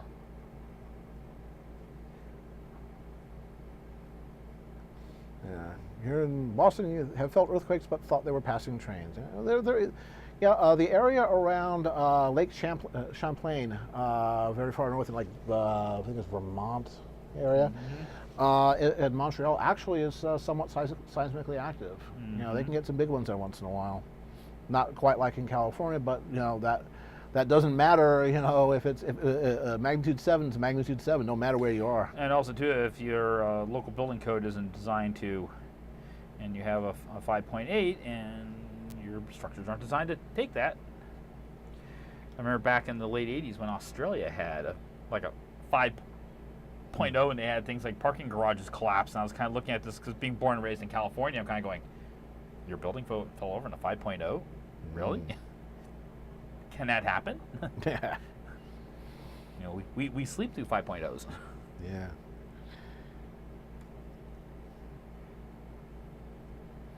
Here we go. Sakana says, Uncle Kage. Uncle Kage, by the way, is the fellow who runs Anthrocon. Mm-hmm. He is Dr. Sam. Mm-hmm. He has a doctorate in, I believe, chemistry. He's one of the early serious organizers of furry fandom. It would not be as big as it is today without him. Nope. You say thank you to him next time you see him, or curse you if you depending on your point of view. So he says he was running a reaction in his lab known to be unstable in a lamb fume hood. since it would take some time, he returned to the basement computer lab where he was chatting on Furry Muck via a deck rider. Yeah, what was the name of his character? It was a giant mega wolf, not too bright. Oh. Yeah. Oh. Yeah. Yeah. Oh. Yeah. Oh. Trying to remember. Senior moment. Yeah, I'm trying to remember the character's name. Anyway, he heard a rumble from above as dust filtered down. The lab had blown up. So he credits being on Furry Muck with saving his life, since he otherwise probably would have been in that lab. So, yeah. God. Yeah. I should know that character's name. I spent so much time on Furry Muck back in the day, but that was I didn't spend the very- day was many days ago. Yeah. Oh, Yes. geez. Many moons. Oh, jeez. 20-something years. Yeah, well, that's why I'm just realizing Loma Prieta. In another couple of years, will be the 30th anniversary. Yeah. It's like, ah! All right, we'll see you later, Deathlight. See you in 2 weeks. Yes. Thanks for dropping by tonight. God. What time are we looking at here? Okay, we got. Yeah. I always think I have less time. Yeah. Let's see. God, that bothers me. I should remember Uncle Kage's giant wolf. Big dumb guy. Of course, half the trick for someone like Uncle Kage is actually playing someone dumb. Rogue. Yes, it was Rogue. Rogue. That's the one. Thank you, generic. I was Yeah. on very much, but I remember running into Rogue. Yeah. Yeah. Catspaw say more or less NSF. You don't. DWK swears a lot. Yeah, and it's very suggestive. But there's no like dirty pictures or something like that. But but he's right up there with Andrew Dice Clay with regards to Raw. Except he has something a little more to say than Andrew. Yeah. Totally legit recap. A Royal Problem, Season 7, Episode 10. Yeah.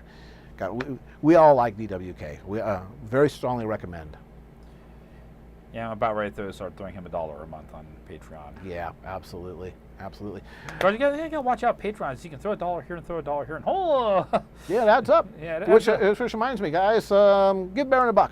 Yep. Yeah, Baron has a Patreon. That's how he pays his rent, literally, in the most absolute literal sense of the word. Yeah, when I get up in the morning to go to work, I'm going to work making art. Yeah, well, Baron's at work right now. Yeah. So yeah. Or there's actually a stream.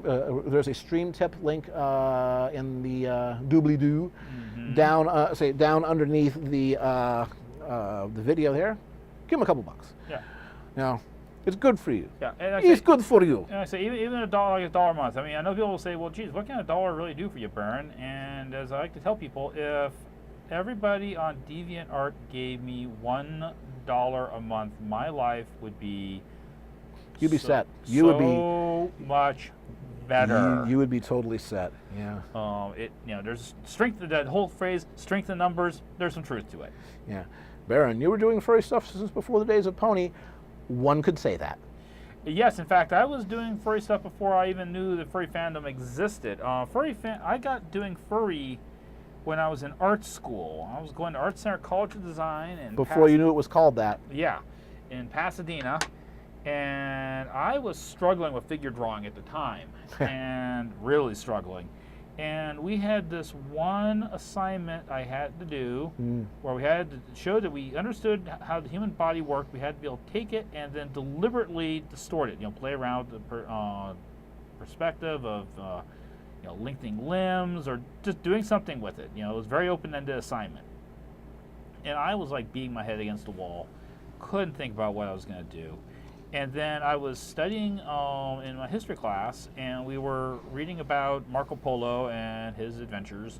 And there was this one slide that the teacher showed about this island that was kind of out where, around Indonesia, where it was supposedly was occupied by this, group of dog-head people. And I looked at it and I said, perfect, this is great. So I went home and found some, wildlife photos, and I did some sketches and drawings, and I turned this in. I thought I was going to get a horrible grade on it. And when the instructor handed back the assignments, there was a note on mine that said, "See me after class." And I thought, oh, cripes. And I was kind of surprised because I'd gotten actually an okay grade. I'd gotten like a B on it. And so after class, I kind of hung around and said, okay, this was Mr. Rubicek, who was one of the best artists I've ever had the honor of studying under, and probably one of the most ruthless bastards I've ever worked with in my life. But man, did he know his art.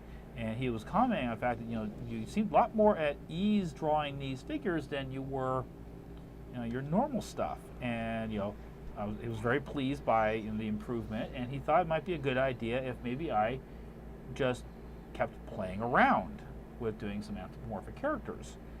And I told him, I said, look, I threw this together just to try and, get this assignment done. I didn't really enjoy doing it. I just kind of, sneezed this out. And he looked at me and said, would you like to get an A in the class? And I said, I love them. I think they're the greatest thing in the world. And so I kept drawing them, and by the end of the semester, I thought, this is actually kind of fun to do. So I have art school to blame for me. Yep. Doing it before you, yeah. Oh, I think it's somebody new. Eris the Hippogriff. Are you new? Yeah. If so, welcome. If not, then welcome back. Mm-hmm. Let's see. Lego DT says, what if somebody gave you $1,000? Well, the answer to that would probably be happy and sit on it for 181 days to make sure it doesn't get pulled back. Right. Yeah, because that's way too common, is that people as a joke will do chargebacks. Now, yeah. Now, if you do something to stream tip, there's no chargeback. Well, yeah, they make it very difficult to do. Yes, it. Yeah. no refund, because of exactly that problem. Yeah, there's been some people that were hurt badly by it. But yeah, but hey, if you feel like giving Baron a grand, go right ahead. I'll tell you what, if you give me a grand, I'll draw you a picture. A really nice one, too. Yeah. Yeah, equal to one of your normal, what, $1,000 commissions? Yeah, 1,000 color commissions. Yeah, there you go. So. They're kind of like, we'll give you an idea, that Marble Glory piece. About that's That was about $1,000. Yeah. Yeah. That person accused. Yeah, the piece that Baron did for me, the Field of Battle. The Field of Battle, the Tantabus versus Celestia, best 2 out of 3. That was about $1,200 plus gratitude for all the stuff he does here. This silly stuff, yeah. So yeah, but again, it's huge. I mean, if you charge per square inch, I got a bargain. Yeah. So as far as actually being in the furry fandom, I got started in that in the Cartoon Fantasy Organization. Legoot. Okay, I'm sorry. Yeah. Sorry about that. Legoot. Legoot. Sorry about that. Thank you. Lego. Okay. Yeah. Legoot. Legoot. I am Legoot. We will correct that from here on. Yeah, there Sorry we go. about that. Legoot. Now, speaking of furry muck and ancient people, hello, Copper. Copper Cheetah, along with Shateri and Lynx, and I think Tugrick was were the people who did that whole furry muck thing and made it work way back in the dim times. Yeah. By the dim times, we're talking 1989-ish. Yeah. Redwall was an inspiration for a lot of our folks too, apparently. Right. Yeah. Furry muck was was the seed from which the internet furry fandom grew. I remember being over at your place the weekend that went live. Yep. Okay, I got 10 more minutes.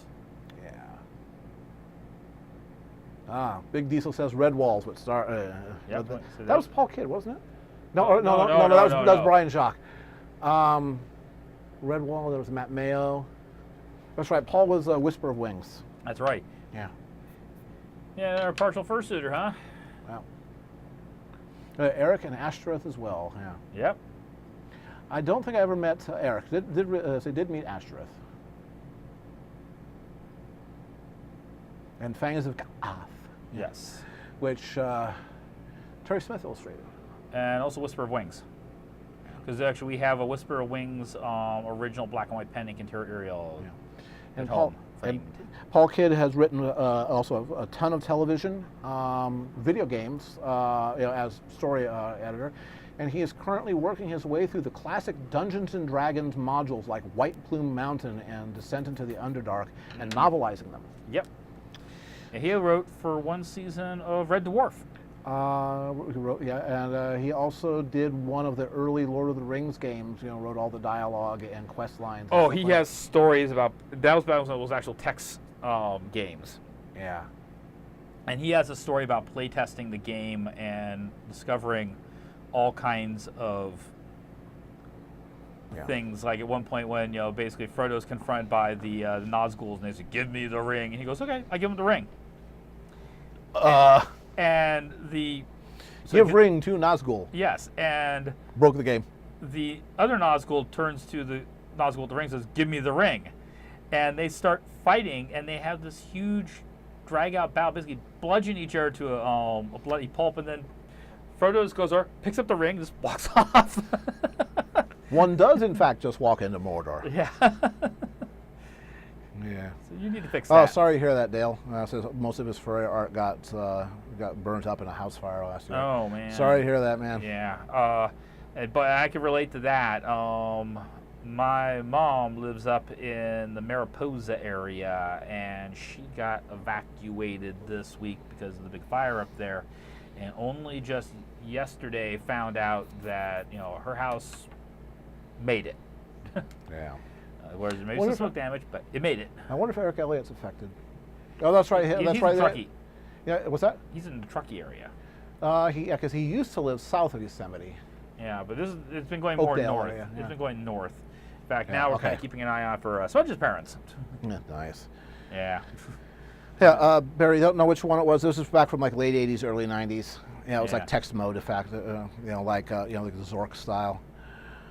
Let's see. And I believe they fixed the problem. Yeah. Because he submitted his, by the way, report. Okay, we got 7 more minutes. Keep working here. Yeah. Let's see. Yeah. See, for me, God, actually, for me, it was Kimba the White Lion. I was 6. No fair. Kimba the White Lion. I was totally into that, and of course, Speed Racer. Later on in high school, The Fox and the Hound came out, and while there's an insipid story, I loved the character designs. Yeah.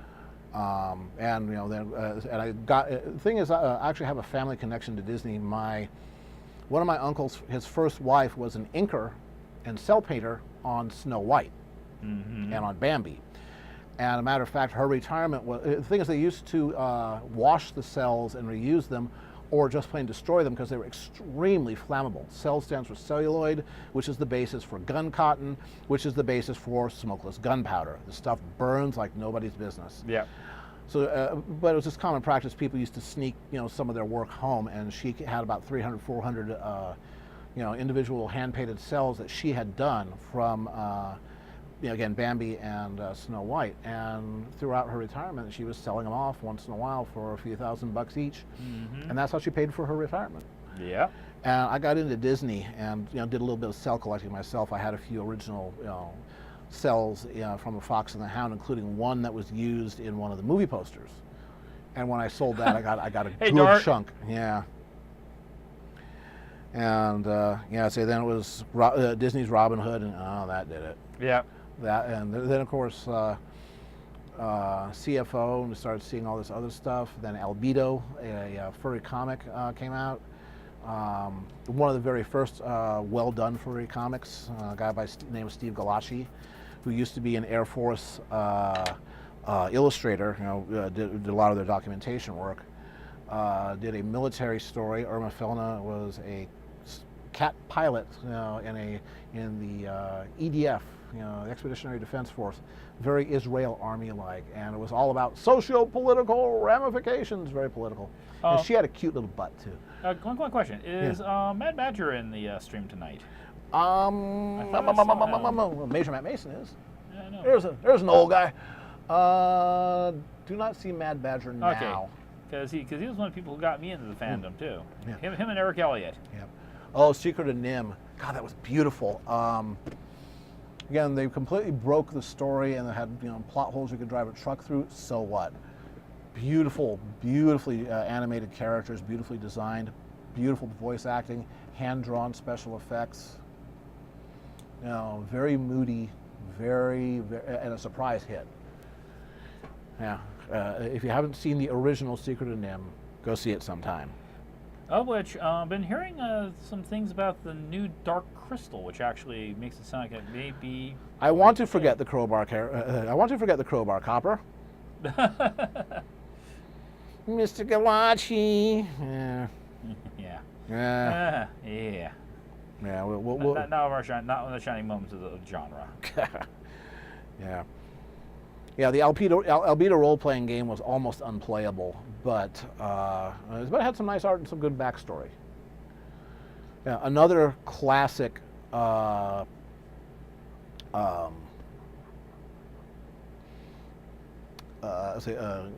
furry genre game that is basically unplayable but has some beautiful art. Other Sons? Other Sons introduced Ken Sample to the world, and Ken Sample was the first to draw that I recall to draw furries, not cartoonishly, but more realistically, and he drew them beautifully. They were just beautiful, attractive characters, but not attractive in a vapid, pinup. This vixen has fewer brain cells than a coral polyp. Yeah. Now, they would say they were characters, they were people, and just beautifully drawn. Ken's still around. He actually lives not too far away from here. But yeah, God, the early days, the pre-Furry Muck days of furry fandom, base CFO things. Everybody would be trading photocopies of Ken Sample art. And you'd end up with a stack 200 high. Yeah, I remember making Kinko's runs, or Zebra Copy at that time. Yeah. All of us furries would go to Zebra Copy. How appropriate. Yeah. Get there we go. Oh yes. done. The eyebrows on the great owl, also on Jenner. Yeah, they are actually trained woolly bear caterpillars. Yes. Yeah, they're prehensile eyebrows. Yeah, Derek Jacobi was the voice actor for one of the all-time great Shakespearean actors. Of the modern age. Voiced the great owl. And they actually, it sounds at times like he has a lisp. When he recorded the lines, the original book was not Mrs. Brisby, it was Mrs. Frisbee. But the people that, I think it was Whammo, Frisbee. Yeah, that make Frisbee said, hey, wait a minute. It's like, look, there's no trademark collision here. And it's like, yeah, but we don't want you to do it anyway, and we can make it a pain in the butt. Fine, her name is Brisby, not Frisbee. Now, go away. And but in the interim, Derek Jacobi had died, so they couldn't go back and do pickup lines. So instead, they stitched together B's and substituting B's for F's whenever he said Mrs. Brisby's name. So which is why it sounds a little bit like it's a little bit of a slur. But that was done by hand with like physically cutting apart tape and putting it together. And you get like one shot. Yeah. It's bang on the quality of tape. You might get a couple on their take if it's good quality, but apparently, yeah. All right. Well, it is just about that time, man. I got that. Yeah, nicely done. Yes, you put that up on as online. It ain't gonna last very long. Yeah, I'll throw that one up probably next week. And of course, if it doesn't go there, I'll move it out at. I'll take it to. BaronEngel. All right. We're on main camera. All right, we're on main camera, and I'm switching. Main camera right there. Yes, I'm switching over here. I got my cord length on my mic here. Okay, we'll give you some more slack. Yeah. All right, folks, we are going to take our. Okay, you two fight. Yeah. Guys, you if you follow me on DeviantArt, send me a note. We'll work it out from there. Someone needs to make a video Kit Mambo running. The way to beat Rene is to take a quick lead and break his concentration. All right. So see you guys in 5 minutes. 5 minutes. Go be biological, people. See ya. Don't not intro.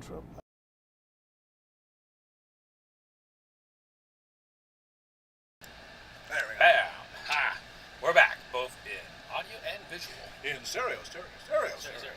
But with no feedback.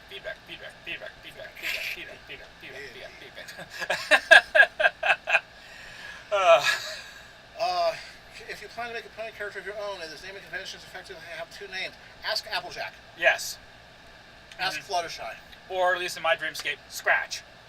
Now, you can have a single. Alliteration is always appropriately. You can pretty much whatever you like. Yeah. Again, they tend to be either descriptive names or deed names. Okay. Audio's still a bit quiet and tinny. Are you hooked up? I'm hooked up. You're hooked up. Are we on the right mics, right? We're on Hang on here. We're double checking on that. Okay, how about these? Okay, try that now. We may have had the wrong mics. Yeah, I made to switch these there. Okay. Yeah. Uh, We tried an experiment moving the shotgun mics. It didn't work. If we're going to use the shotties, they're going to have to be coming in from overhead Right. some other time. Yeah. Not tonight. Major surgery. Mm-hmm. So, audio improved. Yeah. Oh, Anyway, you needed a reload on I need your a mule. reload. Even with the AC, it is warm in this room. Yeah. So while I am doing the reload, you guys might want to be thinking about what you would like to see Baron draw. I mean, we got a clean piece of paper here now. Yeah. Requests, not your OCs. That's called a commission, and you do this at Baron, and he will do this for Right. you. And what is that saying? Blocking? Shut up, Windows. I'm gonna say remind me later. Yeah, God. Yeah, there we go. So, requests, so let's have it. Rarity visits the heavenly body. Rule 63, Tyrek. Renamon. Celestia, Fluttershy in Africa. Kit Mumbo. Yes. That would be a very barren thing to draw. Fluttershy in Africa. Rosemary as a fantasy sorceress, the scantily clad wizard babe type. Uh-huh. Launchpad McQuack from DuckTales. Twilight Sparkle meets Gobo Fraggle. DJ Octavia. Bravo! Hooray! Hey. Carousel taking a bath. Ooh. Ooh. Rosemary doing bottle dancing. Uh-huh. Super Stallion. Well, I will always just say 30-30. But, Yes. let's see. Carousel as a merry-go-round pony. She certainly dresses that way. Hoity-toity at the beach. Patina and Jackie sharing a massive strawberry. Okay. Generic. No. I am not chibi. I'm not. Derpy pole dancing. There you go. Yeah, it's tied into a pretzel and she doesn't know what went wrong. Right. It doesn't, yeah. Scootaloo piloting a Piper Cub. Okay. Okay, I have a question. The hoity-toity one, for some reason, catches my thing. Would that be regular or anthro? Would that be regular show pony hoity-toity, or would that be anthro hoity-toity? You got to do anthro, and you got to give them a tush. Yeah. And is this new, as in what we've seen so far, hoity-toity, or is this original first season? It was a little more pudgy. I noticed they made the character slimmer. Hoity-toity got that. Yeah. In keeping with the fact that the character Is a unicorn. Yeah. Well, also the individual has lost weight. Yeah. He- Carl, what's his face? Yeah. Yeah. New style. Yeah. Okay. As long as he's got a nice tuchus. Nice tookus. Yeah. Okay. There you go. Yeah, say, no, but I thought you said it was a nude beach. Yeah. Derpy has the pole horizontal. Whee! There we go. So. Okay. Actually, I've got an idea with Derpy. Uh-oh. I've got an idea. Here's 2 ideas with Derpy. Yeah. I have an idea with Derpy. Yes. Nice and scoury. Yes. I've got an idea. I think I know what I'm gonna do. Got an idea forming in my head. Yep. There you go. All Okay. right. So Muffins is the only name that she's ever been credited as, at least as far as I'll have to go and check the credits. Because I've got the original, pre-retcon episode of that has the original Derpy voice when she was called Derpy, and then people got all butthurt. Yeah. We're gonna do an anthro Derpy pole dancing. That would be fun. Yes. I have an idea. I think I can make this work. I think people will find this amusing. Yeah. And it'll be charming and sweet all at the same time, which you might not Indeed. think is possible with pole dancing. Oh, looks like we left the University Art logo up for a while. That's fine. Oh, darn. Because that counts double, right? That's Now- right. Okay, so while Baron is set up, I will sing the praises of University Art because they deserve them. Yes. Not just for sponsoring Baron and making sure that he has plenty of art supplies with which to make his living, but also because they are a very high quality, high-end framing shop. They sell premium art supplies. They have seminars and workshops. If you are in the San Francisco Bay Area or in Sacramento, visit one of their stores, Sacramento, Redwood City, or San Jose. Again, I get all my framing done there. 'Cause they're the only people I would trust with this stuff. They are really, really excellent.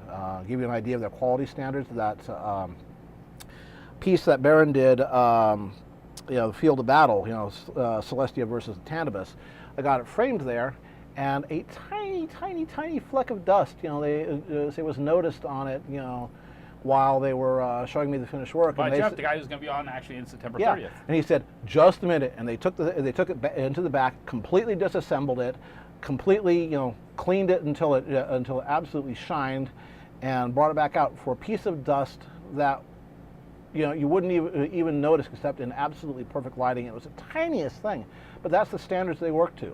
Yeah. So thank you, University Art, for being such an excellent partner to work with for all your art needs. All right, so I'm going to go from here, and now I'm going to go overlay there. And Bing. boom. And boom, boom. And boom. And boom. Yeah, last roundup, that was the one. No, not over a barrel. Derpy was not even acknowledged as an independent character in season 1. Boy, I paid my rent with exposure. I feel ripped off. There is a Twitter I follow called For Exposure. Yeah. And some of the... Good night, Dale. Thanks for dropping by. There we go. Whoop. This is really, really light right now, folks, because I am working some stuff out. I am doing a kind of extreme... It's actually showing very well right now, even the light lines. Yeah, we can see what you're doing. I wonder if people can figure out what the heck I'm actually doing yet. Well, hello, Kiba. Are you new to the stream? Yeah. If so, welcome. If Yeah. not, welcome back. Glad you're enjoying yourself. Mm-hmm. Baron is that guy right over How there. did I drawing here? There you go. And I am Caradwin. I am the Ed McMahon to his Johnny Carson. If you are old enough to know who Ed McMahon and Johnny Carson are, well, so are we. Yep. And he's also my Scotty. When basically Kirk screams down to engineering why we don't have warp power. Captain, the engines can take the strain. Captain, I'm doing the best I can, but I got 30 minutes including the commercials. Hi. 7 has successfully connected the flux capacitor without frying yourself. Well, don't lick it. Yeah. When you play with an old cathode ray tube, don't take that little suction cup and stick it on your forehead, even though it will make you see colors.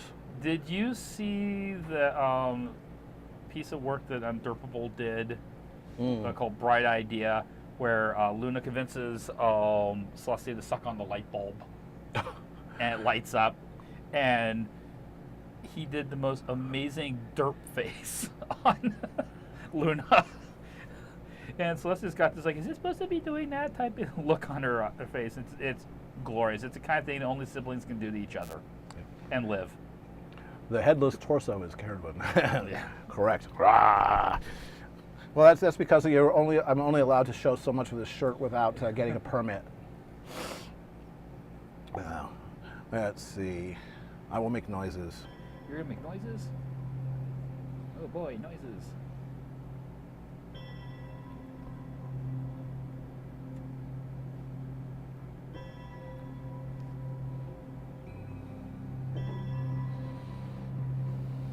I've Why does it start to sound like It's been long Metallica? enough that my Why does it sound like Metallica's before the bell toll? Before the bell tolls? oh.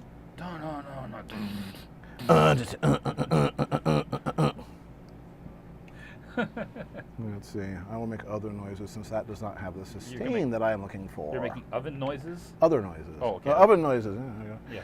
I will Beep go. beep beep beep. Your cookies are done. Beep beep beep beep. Your cookies are burning. Oh, I have Beep, had beep, some beep, cooking. beep. I have had some cooking adventures recently. Yes. You, There is a YouTube channel. It's very, very popular. It's just exploding in popularity. Called Life of Boris. You know, Boris is from Estonia, and he does interesting videos. You know, it's just little silly comedy videos. But he also does how-tos, and though he does them in a very silly comedy style, the advice that's in them is really good. And he does cooking with Boris. You know, and he's one of those guys that really encourages you to get out and cook or do something. And I've tried several of his recipes; they work well. Recently, he did one, you know, how to make your babushka's jam.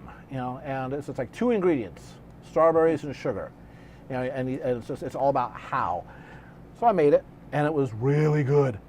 And then I made some blueberry jam, and that was really good too.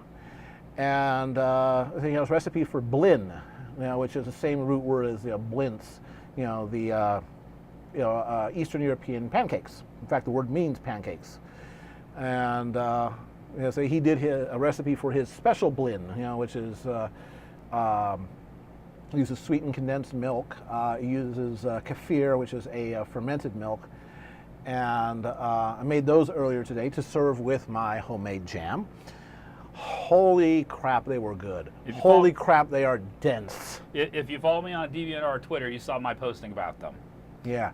So go watch Life of Boris on YouTube. I'm having a blast watching his stuff. And if you like it, throw him $1 a month on Patreon, because he's once again trying to make a living at this. Oh, I thought about doing a raffle. Just it's not something that we've.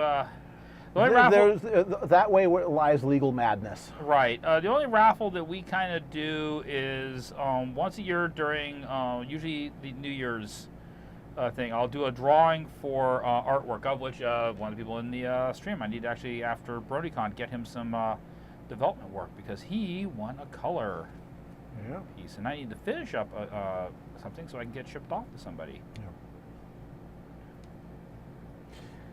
Yeah. They automatically think of 7 of 9 from Voyager. Jerry Ryan, the actress there, she went on to do a bunch of other stuff too, but she is a huge nerd, just like us. She showed up on Will Wheaton's Tabletop. It's another good YouTube channel, Tabletop.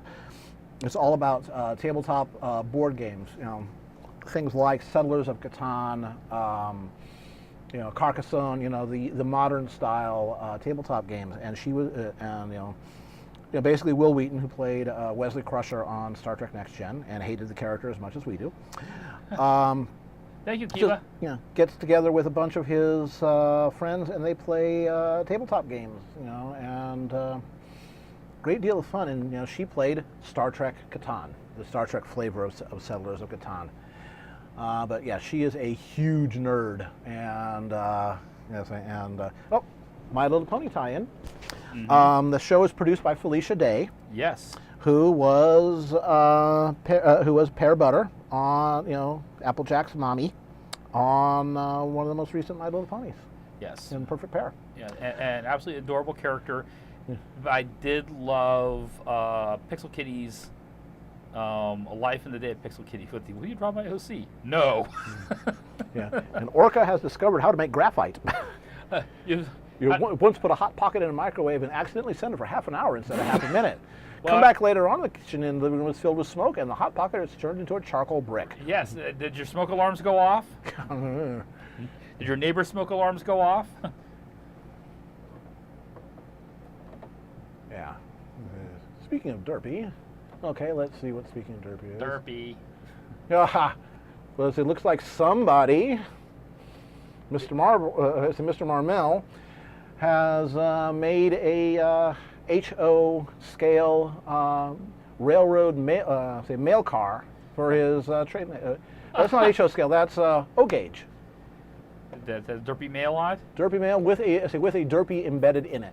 Yeah, we take your mail and send it in every direction. I believe it's. See, zooming in on the super high res. Yep. Derpy mail. We take your mail in all and send it in all directions. Nice. That's a beautiful piece of work. I'm glad you're liking this, Rebel. I wanted to do something that was kind of like,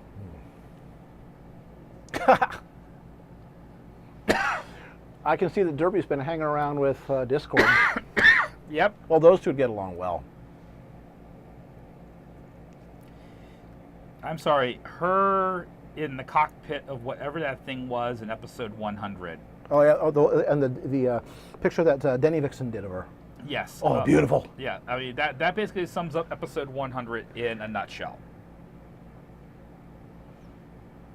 And I bet you never met a pole like me. Yeah.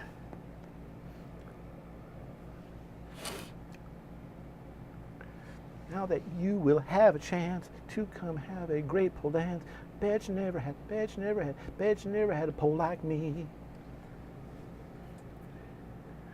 We take your mail and send it in all directions. Yes, Yeah. derpy mail. Yeah. Ever played Magic the Gathering? I tried to get into that and couldn't, and then it became the chase for expensive cards, and I just sidestepped that altogether. Yeah. I understand why people do collectible card games. You know, they're a great deal of fun. You know, the pursuit, but it's not my genre. Discord would get mad at Derpy because he could not affect her. Because Derpy is as much a force of nature as he is.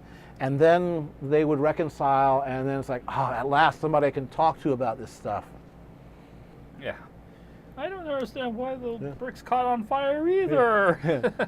Looks like your Tex Avery muse came out. Well, Tex Avery and Beauty and the Beast. Yes. But if it was going to happen for any character, it would be for Derpy. Yeah.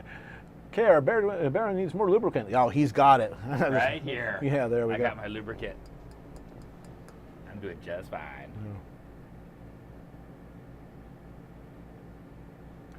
Yeah. DJ, I reach you. I've been playing Dungeons and Dragons, actually game mastering Dungeons and Dragons since 1978, and yeah, that long. Blue Box D&D and Men in Magic, a supplement to the role-playing to the miniatures wargaming game Chainmail. I was a nerdy freshman in high school at the time. But yeah, I get you. I'm actually about to start a 5th edition D&D game that this one's going to be in. This one right here, yeah. He's going to play a deer. That's right. Who's an archer and right. sort of a guardian of the ways. Yep, protecting the highways from... Yeah. We know this tale to be true because it was told to us by a Texan. I think that was an opening of the Droopy versus the sheep herder wolf. Yes. Well, Derpy was Droopy was raising the sheep, and the wolf was the cattle rancher. Yeah, exactly. You It's know the what? way of the West. That makes me mad. Well, thank you, Radio Molly. Are you? Is this your first time here, Radio? If so, welcome. If you're returning, welcome back. Yeah. Oh, Funds got invited to Pathfinder game. Go, play, go play. Rats. Be Kitsune, be Catfolk, be Rat. Oh, the Rat folk are great. You can make some damn good characters with the Rat Men in Pathfinder. They make great wizards. Well, yeah. Welcome, Molly. My name is Baron, the guy drawing. The guy behind me is Caradwin. He's my producer and technical support guy. And I play keyboards. Yeah, he plays keyboard. And tonight, when we had problems with Picardo, he was able to basically pound on things and get things pointing in the right direction so we can make it look like we know what we were doing. We fake it. We fake it every 2 weeks. Yeah. Yeah. The 5th edition escaped the countless special conditions of 3.5. Well, the thing is that 3.5 had gotten pretty crunchy, and then Pathfinder made it even more so. With nuts. Yeah, exactly. Now, with Pathfinder, if you like ultra detail, if you really liked having every option known to man, within a class-based system as opposed to a skill-based system, if you like the original D&D ethos, Pathfinder is your game.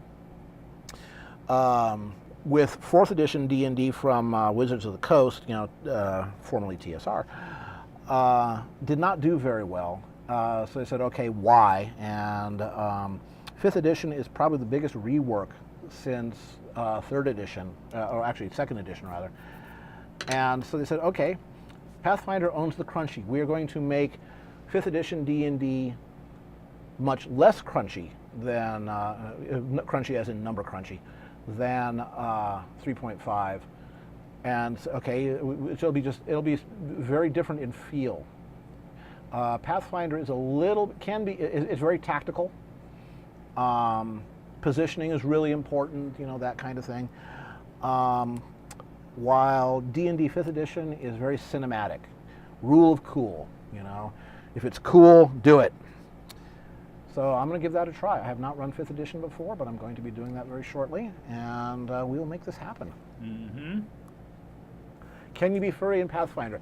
The canonical furry races in Pathfinder, the ones that are official, that you can play, catfolk, kitsune,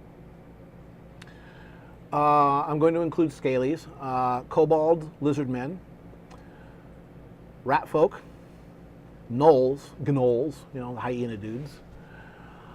Let's see. Those are the ones that are canonical within Pathfinder. And of course, there's every supplement known to man is made and sold for Pathfinder. Yes. So yeah, can you be a furry? Hell yeah. It's canon.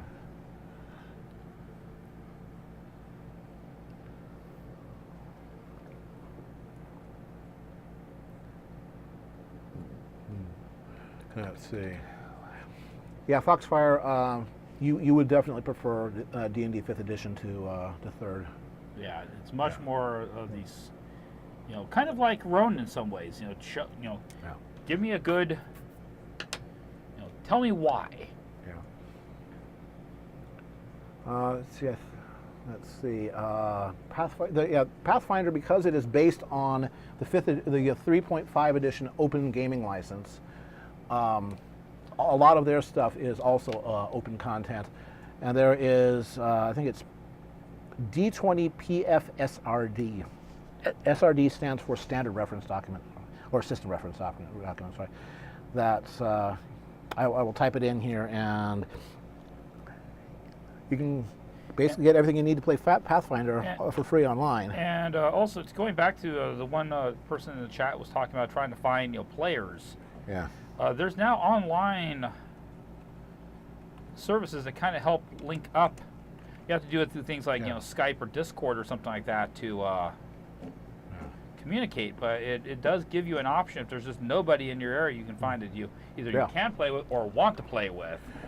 Well, there's Roll20.net. Mm-hmm. There's they call them virtual tabletops. Yeah. Roll20 is a big one. Well, there's dozens of them.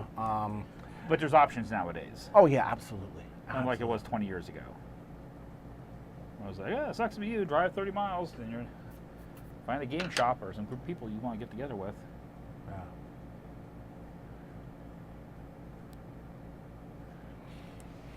Yeah.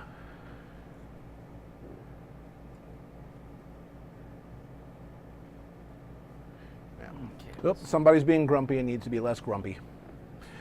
Let's see. I'm gonna go see who else is here. Anybody else here that's their first time? Crazy Matt Captain, have you been here before? Leah Brisa, I don't think I've seen you before. If not, well, welcome. Welcome. If you have been here before, welcome back. Yeah, speak up. Trust me. Yeah, say a thing. Say hello. We don't bite. We love new people. Yeah. We want to make new people feel welcome. This is all part of the community. All right. We'll see you later, Kiba. Say thanks very much for dropping in. Say, everybody, go check Kiba Pinsuke's stream too. Mm-hmm. Yeah, we love to see other people's streams. Yep. We're art fans too. Yep, and I do this every other Saturday. Let's see. Tolakoi, are you new? I don't think I've seen you here before, but if not, that's because either you're new here or because I'm a senile old man. I'm taking 50% on each.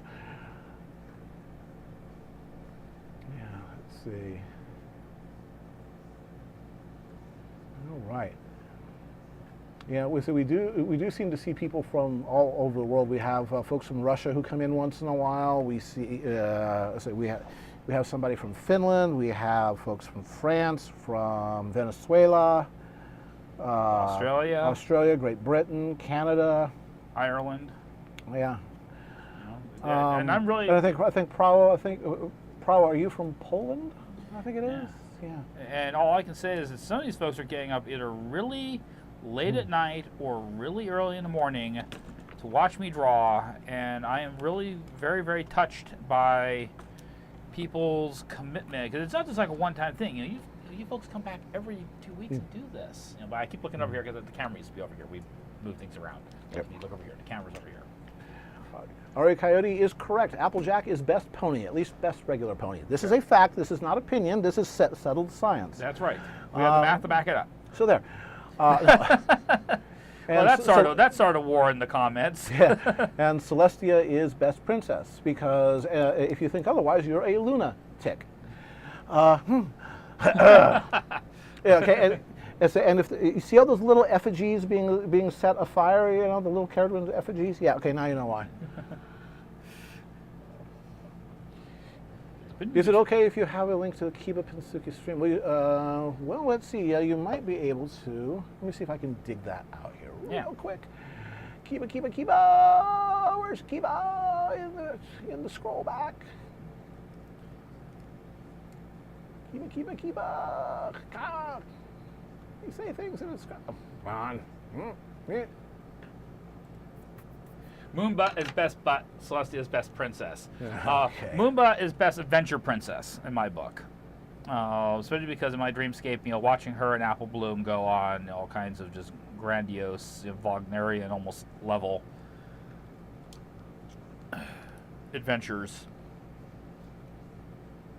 is quite entertaining. Let's see. Okay, actually I'm going to do this the old-fashioned way. I'll Google it. Okay. Kiba Pinsuke. Search. Kiba Pinsuke on Picarto TV. Boop, boop, boop, boop, boop. How much time do I have? Oh, crap, I got a lot of time. But once again, I keep thinking that time is going by quicker when I'm doing these sketches. Like, oh my gosh, I got 5 minutes left. It's like, oh wait, I got like 20 some odd minutes. Okay, I can get some things done here. I can get a few more things squared away. There we go. There's Wah Luigi. You are in BaronEngel's Dream Stream. Yep. This is, The guy here drawing, that's me. I'm Baron. Guy behind me, that's Cared One. Do this every other Tuesday, every other Saturday. and be nice, Bob. Yeah. We keep Okay. this for all ages. All right, let's see. I can go up to here, and I can click on that, and bam, bam. There we go. Bit of bang, bit of boom. Yeah, you guys do realize that the Picarto admins regularly haunt this channel, so be nice. Yeah. Yeah. All right. Okay. Here we go. There's got to be a first time. Everybody say bye to Bob. Yep. And let's see who's next. You're next. There we go. Yep. Beep. Yeah, he's been given the say his invitation. He no longer exists. Don't give him any attention, and that's it. Yep. Yeah. So anyway, Boop, boop.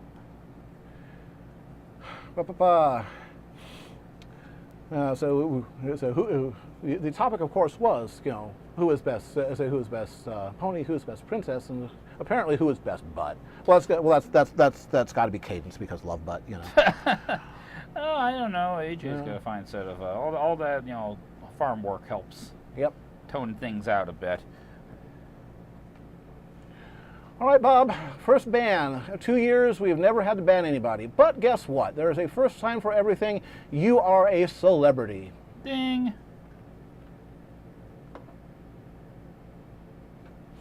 So, be good, people.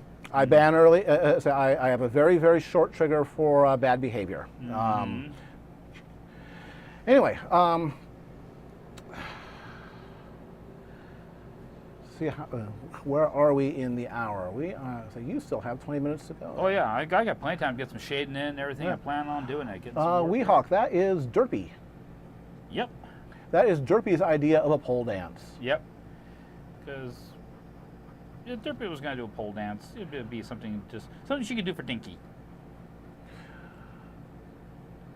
All right, folks. Give me a moment here. I need to talk to the Picardo admins and get this guy IP banned. Everybody say goodbye to him because he's not going to be coming back.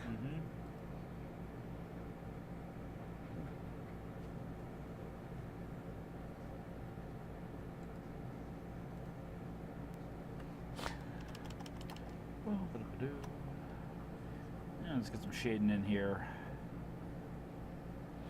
Okay. Yeah, like I said, I have no patience for fools. Okay. Let's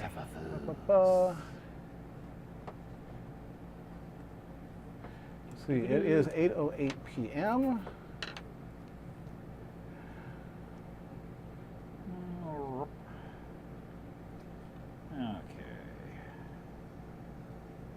Yeah, I said, let's not talk about him because he doesn't exist. Say these people exist only to get attention. Do not give them attention. Yep. Don't do it. Don't feed the troll. Yep.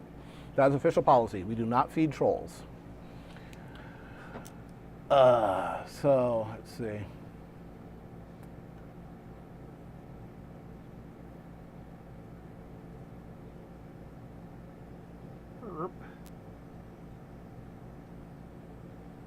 Oh ho! Is that somebody changing a name? Yeah.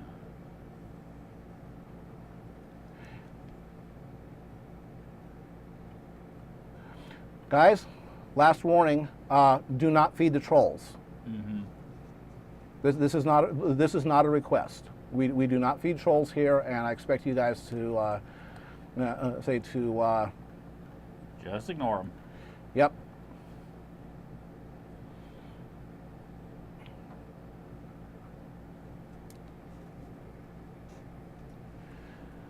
All right. So again, after the upcoming break, there will be your typical 5-minute break, and then one more hour. And you're going to be doing a request in the last hour. Yep. Yeah. Okay. Start to think about it. That's the idea.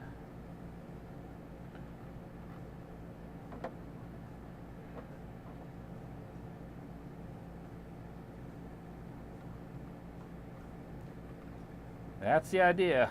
Well, actually, one of the reasons why I do these kind of drawings is to get better feel for handle figures and everything like that, without any kind of photo reference. So if someone says, "Hey, I need to do a picture of someone jumping from one rooftop to another," I can. Hello, Tebow. Hey, Tebow. Evening.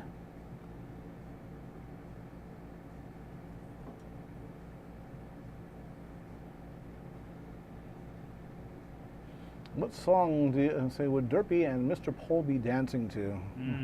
I think "Never Had a Friend Like Me" would be perfect. You know, the one from the Robin Williams song from Aladdin. Yeah, that would work. But basically, any electro swing. Yes. I like electro swing. It's a guilty habit. There's worse things to have.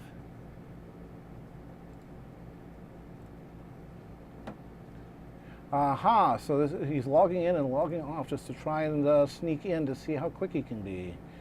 Well, let's see.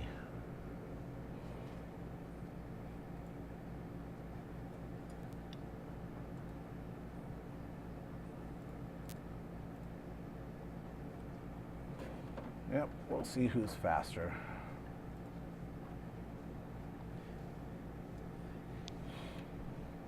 Situational derp, that's right. It's Yep. all situational.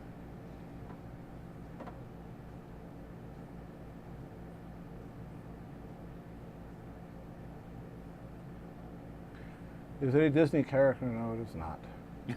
No, I could say it would be one of those things you could almost kind of imagine.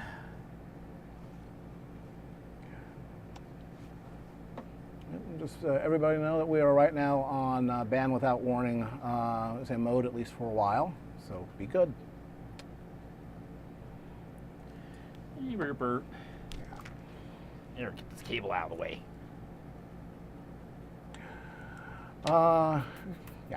Yeah, Derpy started off as an animation error, with the eyes not pointing in the right direction, and then started showing up as an Easter egg in the background, and then got officially acknowledged. Yep. Yes, he did. Because they didn't think the people were going to go through and like look at the episodes.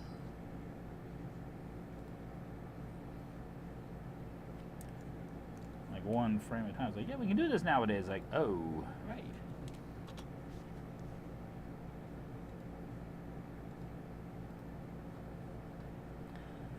All right.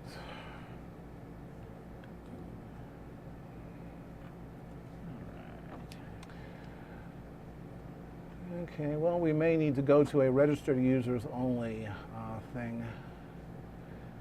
I would hate to have to do that, but some people are being a problem.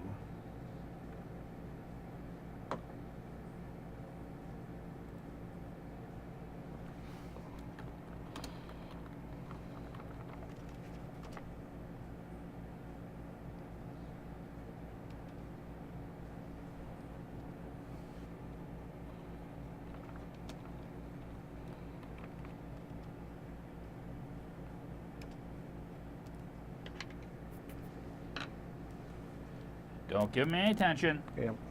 Yep. Don't give me any attention. Yeah, exactly. Exactly.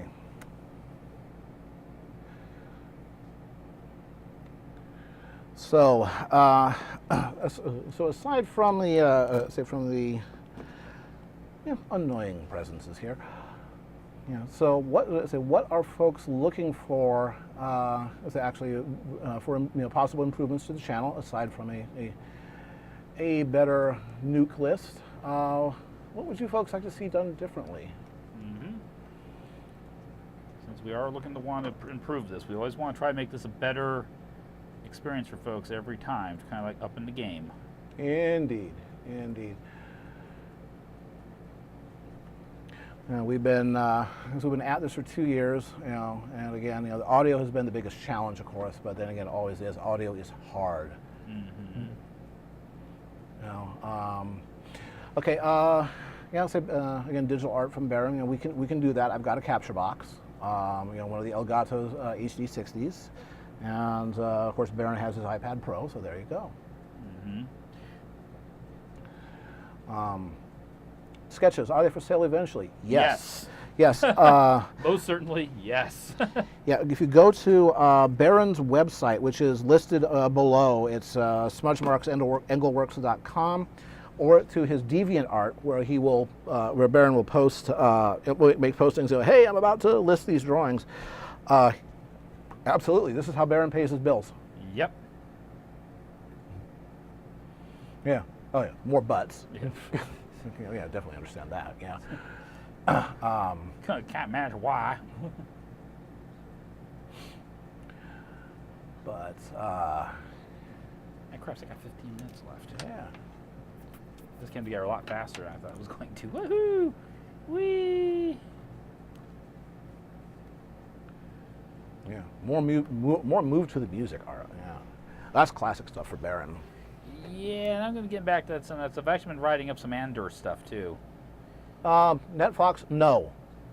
Stop. Nope. Nope. Don't give him any.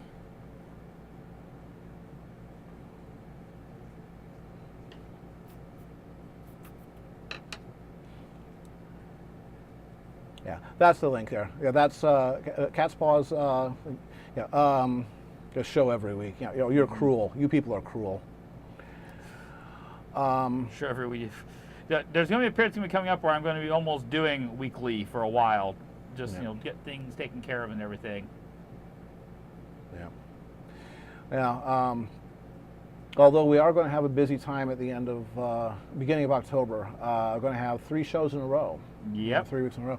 Going to have Jeff, doing as a guest artist, doing classic Egyptian style art. He's one of the managers and instructors over at University Art. And he's also taught at the not Triton Museum. He has taught at the Triton Museum. He is teaching right now. Yeah. He's also taught at the Rosicrucian Museum in San Jose. If you're in San Jose and you've never been to the Rosicrucian Museum, you are missing out. One of the best collections of, if you're into Egyptology at all, if you're into, truly ancient history, Mesopotamia, that type of thing, best collection of artifacts in the West Coast. Then the next week, the week of the 7th, I believe it is, Baron will have a show. And then on the 14th, Jaya will be back to melt more wax with a blowtorch. That's and right. Set Baron on fire. Yeah, I mean, I recovered pretty good from that, actually. Yeah. Yes, we'll probably have Smudge back on towards the end of the year.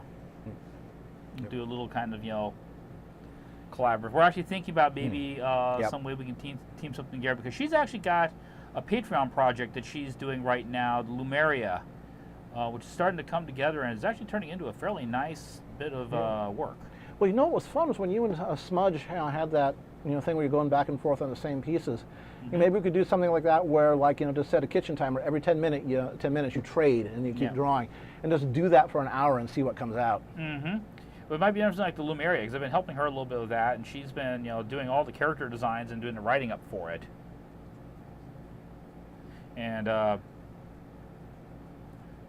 say she's changed her Patreon. She's actually now added some additional tiers and perks and everything like that to folks. And she still has slots available for some of those things. Yeah.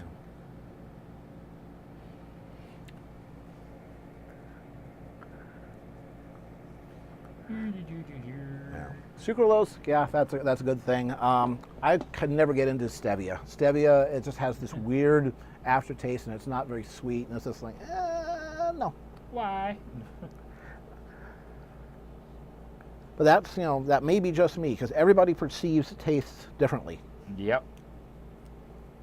That's why I consider cooking one of the most difficult of the arts.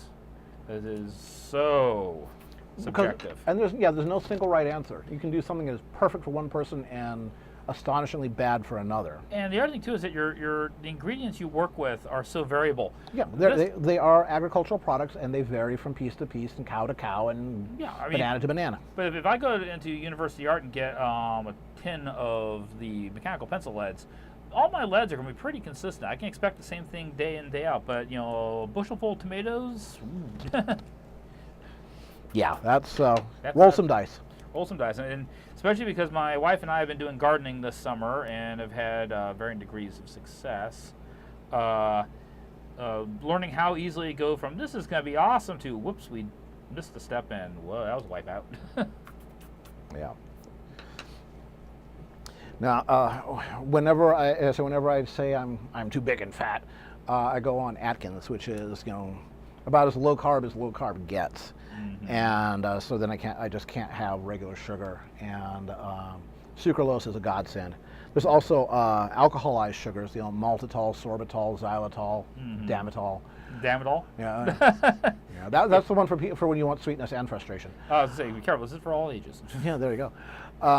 The problem with those is that you can't digest them, but some of the wee beasties in your lower gut can. And particularly maltitol. And maltitol, you eat too much of that, like sugar-free gummy bears are a perfect example of maltitol. It's got a very sugar-like behavior in baking. But that stuff gets into your lower gut, then the bacteria there go, oh my God, sugar, we don't normally get sugar. And they have a party. And then the air turns green. It's called the maltitol fog. Is this something you've experienced? Oh, yeah. Right. Remember not to get you any sugar-free gummy bears. Well, the other thing is that they can turn you into a jet-powered pooping machine. So I mean, again, if you say if I ever have need to hurry things along, I'll just eat like a big triple handful of sugar-free gummy bears, and nature takes its course. Wahoo! So, yeah. Okay, now that we're done talking about that, Yeah. keep it classy, Carradine. Keep it classy. Yes. Yeah. The all ages thing. Yeah. But, erythritol. I've got a big old bag of erythritol downstairs. I've been, meaning to do a little bit of cooking experiments with, because again, it's not just how it tastes, but it's how it behaves, when you like bake with it. Right. And a lot of sugar-free sugar substitutes don't respond to cook heat the same way that plain old sugar does. Yeah. Yeah. Yes, we did, generic, right at the beginning. Sugar isn't the main problem. It's corn syrup. Well, when you hear about high fructose corn syrup, it's the ratio between fructose and sucrose. It should be 1-to-1, because then it gets reassembled into glucose. I think I have that right. I'm sure Brian will correct me if I don't. But basically, there's simple sugars, which have one carbon ring, and complex sugars. You hear, monosaccharides, polysaccharides. So that what they're talking about is sugar rings. And glucose is 2 rings, and you want one of each, one fructose and one sucrose. If you have high fructose, then the body stores the glucose in your liver, assembles all the available sucrose and fructose into glucose. But if there's leftover fructose, it can mess with you, which is why high fructose corn syrup has been linked to some health problems. The excess fructose, some people it doesn't bother at all, other people it can cause serious problems. Mm-hmm. This is your Science Hour, brought to you by Carradine. Yeah. Oh, my God, those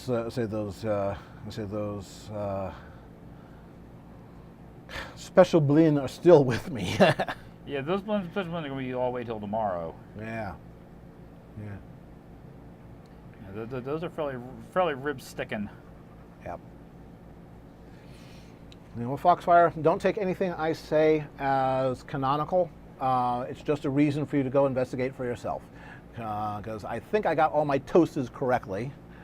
But ask your doctor or pharmacist. Yeah, or again, just do a little bit of research online. Don't believe everything you read if it's on like some website that says, I have the perfect answer to everything, or everybody should do this in their diet. No, everybody should not do this in your diet, whatever this is. But check it out. Check for the consensus. Go to reputable places and then make up your own mind. Yes. Everybody is different. Make an informed opinion. Oh yeah, orange creamsicles. Those are good.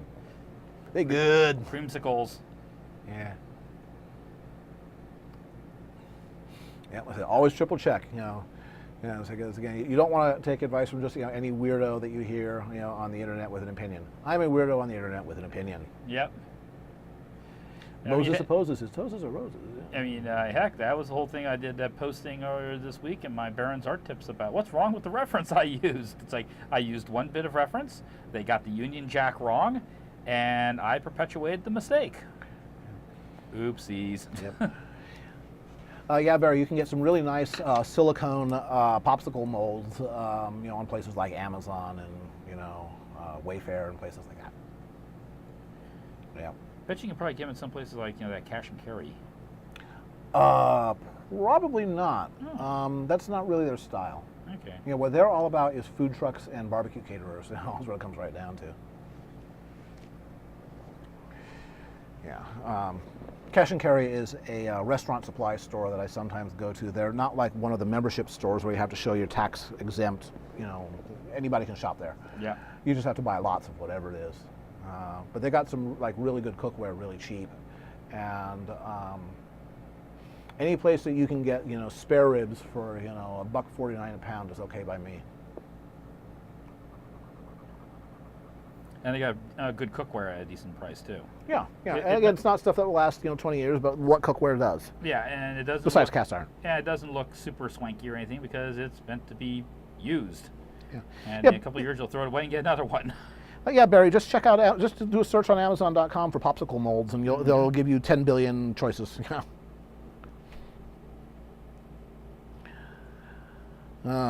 I've heard that people who are lactose intolerant can drink raw milk. That depends on why you're lactose intolerant. There's any dozen reasons, why lactose and you don't get along. So maybe for some people, drinking unpasteurized, unprocessed milk is okay. Others, it would make them just as sick. So, try for yourself. Do your homework.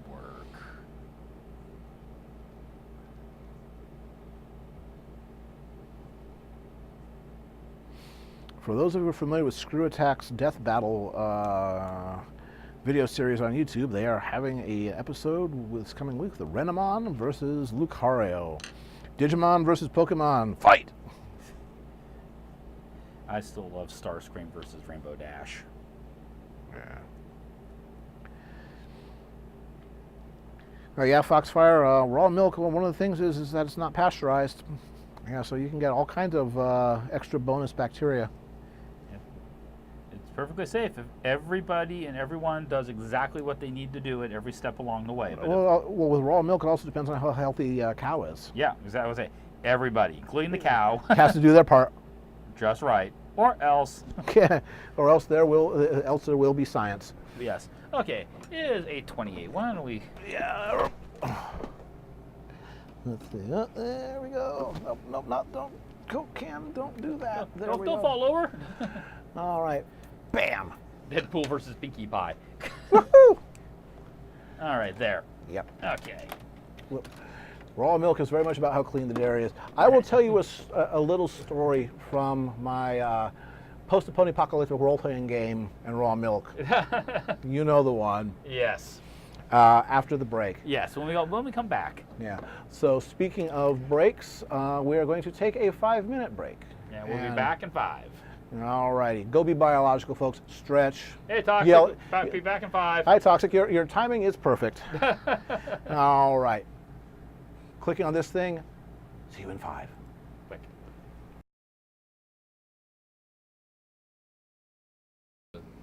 Okay, are we audio? We are live. Okay. We are somewhat, yeah. The Picaro's been having, network burps, from All time to night. time. Yeah. So, yeah. Connected. Connected. Yeah. Everyone. This is how you know you're connected. Yeah. Yeah. We are indeed back. Yes. I should probably put on my Your microphone? Yeah, Yes. that might help. People might be able to hear you better. Good night, Clear Skies, if you happen to still be hanging around. You didn't see that.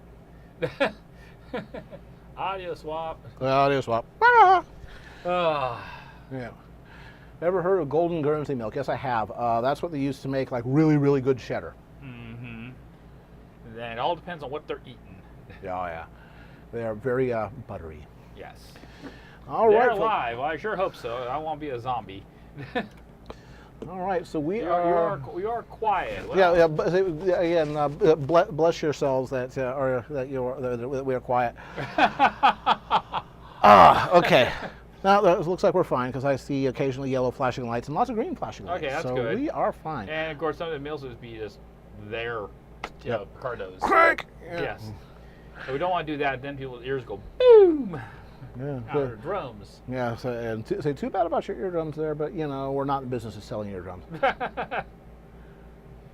We basically got tired of the place there. We emptied the room, took out every piece of furniture, disconnected every cable, discovered that cables create new cables when you pay attention to them.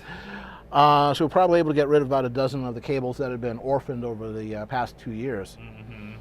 And we're still shaking things out. So Yeah. So I was like, okay, I got to go click on that. No, wait, it's over here. yeah, I gotta give her a look over here at the camera.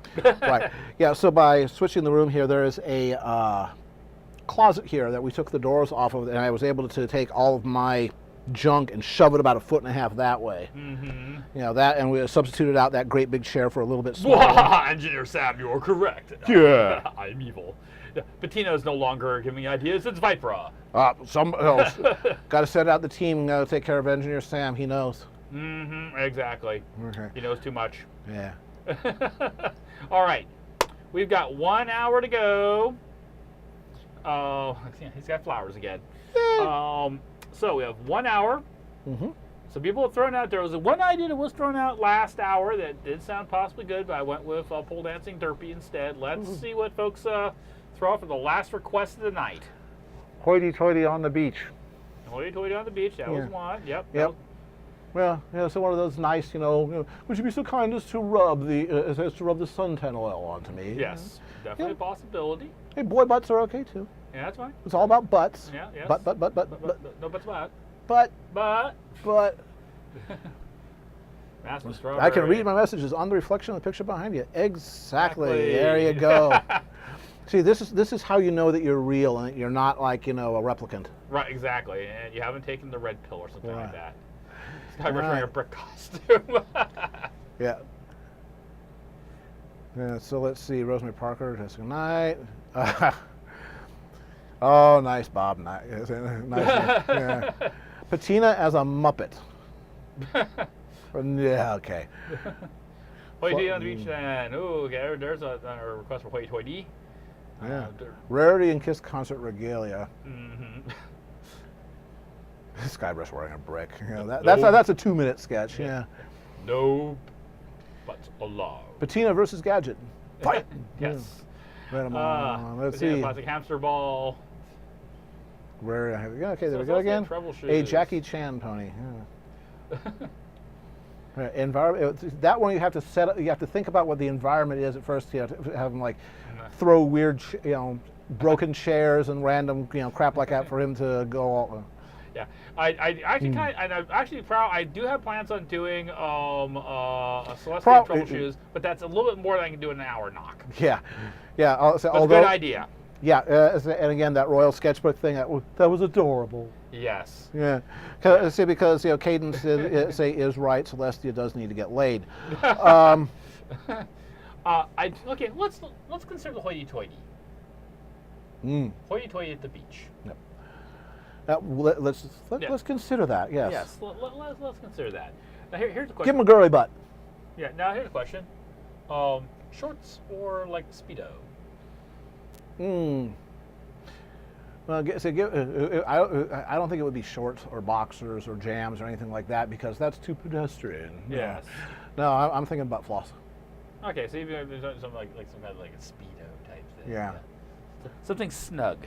Yeah. Okay. Well, I was thinking of at least my dirty mind goes to sprawled out on a towel. Yes. Face down, and then it's like, okay. All right. We'll do this in a landscape format as I flip things around back and forth. Hello, Sonny. Back and forth. Hey, Sonny, you can make it cool. We're having snort both red and the blue pills at the same time. Where are we? Yeah. All right. So. Boom, boom, boom, boom, boom. You never even see Troubleshoes proper. Well, Troubleshoes is apparently his own little force of nature. Super Smexy hoity-toity. So I'm going to switch to the drawing camera because that's what I'm going to do. Yes. Classy Speedo, yeah. Yes, and I'll have to go back and do some checking around here to make sure I get things right. So apparently Sonny had a tree introduce itself to one of his power lines. Ouch. Yep. Would rather have Fleur de Lis in that situation. Next session. Yeah. They would make a fine pair of bookends, let me put it that way. Yes, they would.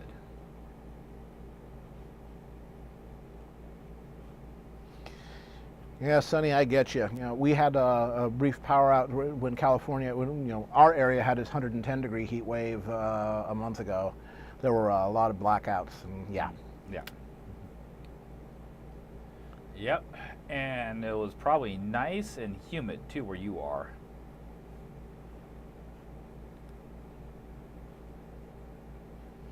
Like I said, we're gonna go for the current model they have for him. He's a lot slimmer than he was in season 1. Well, again, he's a unicorn. Unicorns are usually, Yeah. Unless they've been, huffing magic. Mm-hmm. Well, in season 1, he was kind of a bit on the more full side. Let's see if I can adjust that position here. Move that back. And I need to change my drawing glasses. Aha! That's done. So there. Ah. That's accomplished. There we go. And I think I can There we go. Alrighty. You are centered.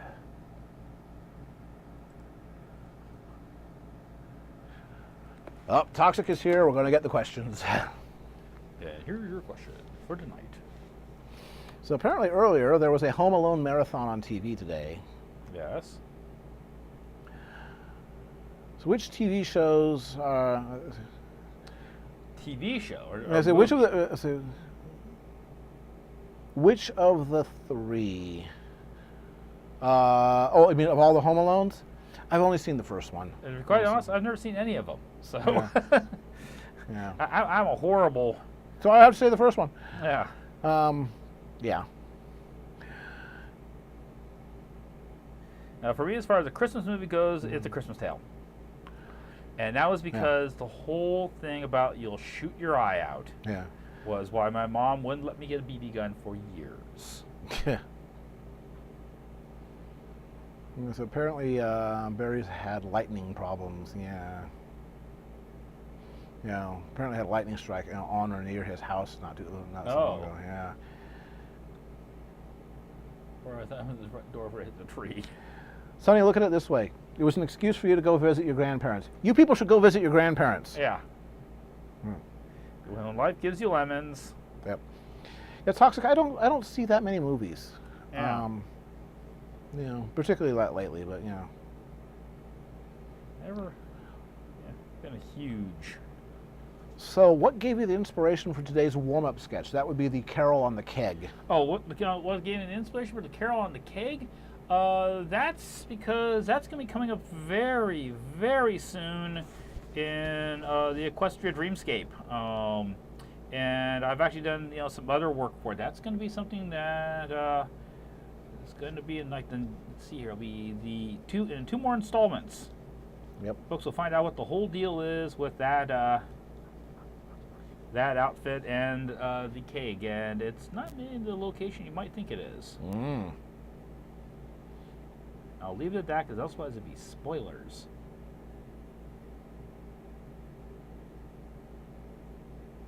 Yep. Indeed, Colonel Yale. Of course, my grandparents have been gone for a long, long time. Although 3 of the 4 of them made it into the 90s, and the 4th one made it to 89. So And of course, lost my mom in 2000 and my dad in 1974. Yep. But indeed, happy things though. All right, so I'm gonna go right back at you, Toxic. Best Christmas special. Yeah, if you say the Star Wars Christmas special, we're gonna ban you. On the first day of Commerce Day, my android gave to me Astro tomato juice. I'll ban you. It happened. Spoilers.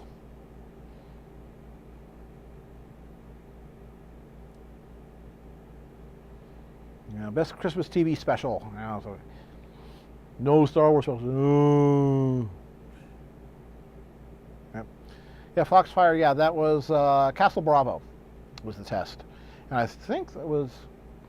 I don't think it was near Bikini, but I don't think it was Bikini. I think it was Anahuac, but I'm not 100% sure. Was that the one that messed up Hawaii for a little while too with their? Yes. Yeah. They expected 6 megatons. They got 15. Yeah. Because lithium-6 and lithium-7 are not the same thing. That extra neutron matters. Surprise! Yeah.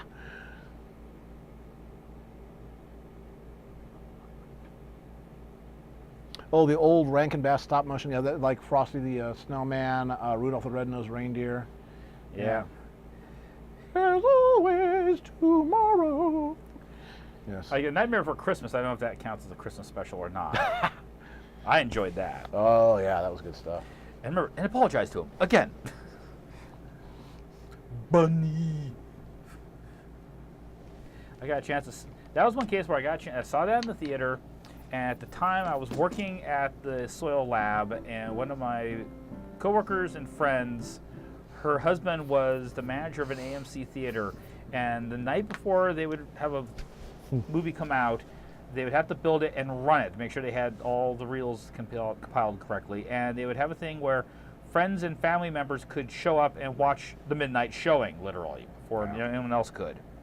And we saw A Nightmare Before Christmas in the theater before anyone else, the public, did. Yeah. Little Drummer Boy. That was my mother's favorite. That was her Christmas song, was a Little Drummer Boy. Ah. Yeah. Charlie Brown, for me, Charlie Brown Christmas. Even it's got a weird texture to it. Weird, it's just a completely unusual. It's slow. It has just weird timing. Yeah. Grinch. The Grinch was not bad. Yeah. But yeah, Charlie Brown Christmas just has this kind of like I say, texture. Like, you know, someone like tried baking a fruitcake and really failed. Yeah. I personally think that Hearthwarming Eve, or Hearthwarming Tale rather, Hearthwarming Tale will stand up amongst these classics. That it has it's that good. Mm-hmm. Yeah, not as much as Hearthwarming Tale, but Hearthwarming Eve. The first one. The first one. Yeah. Yeah. There's too damn many episode names. I'm running out of space in my brain. Yeah, I'm sorry. I like kind of Dementor Luna. Yeah. All right, let's start putting some main on this guy, because this guy has... Welcome back to the world of the living, Howell. Yeah. Resurrecto. This guy has mane. He has all the mane. He has as much pompadour as Bettina has. Which, before anyone asks, no. Bettina and Hoity-Toity have not yet met. It would be an interesting meeting. It would be.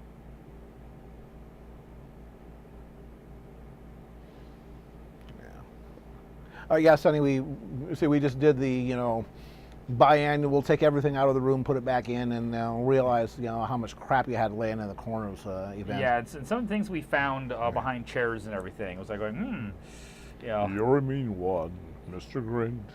Yeah. That's a can of Diet 7-Up, and it's not clear. Yep. What world's growing in that? Yeah. No, I don't want to know, actually, now I think about it.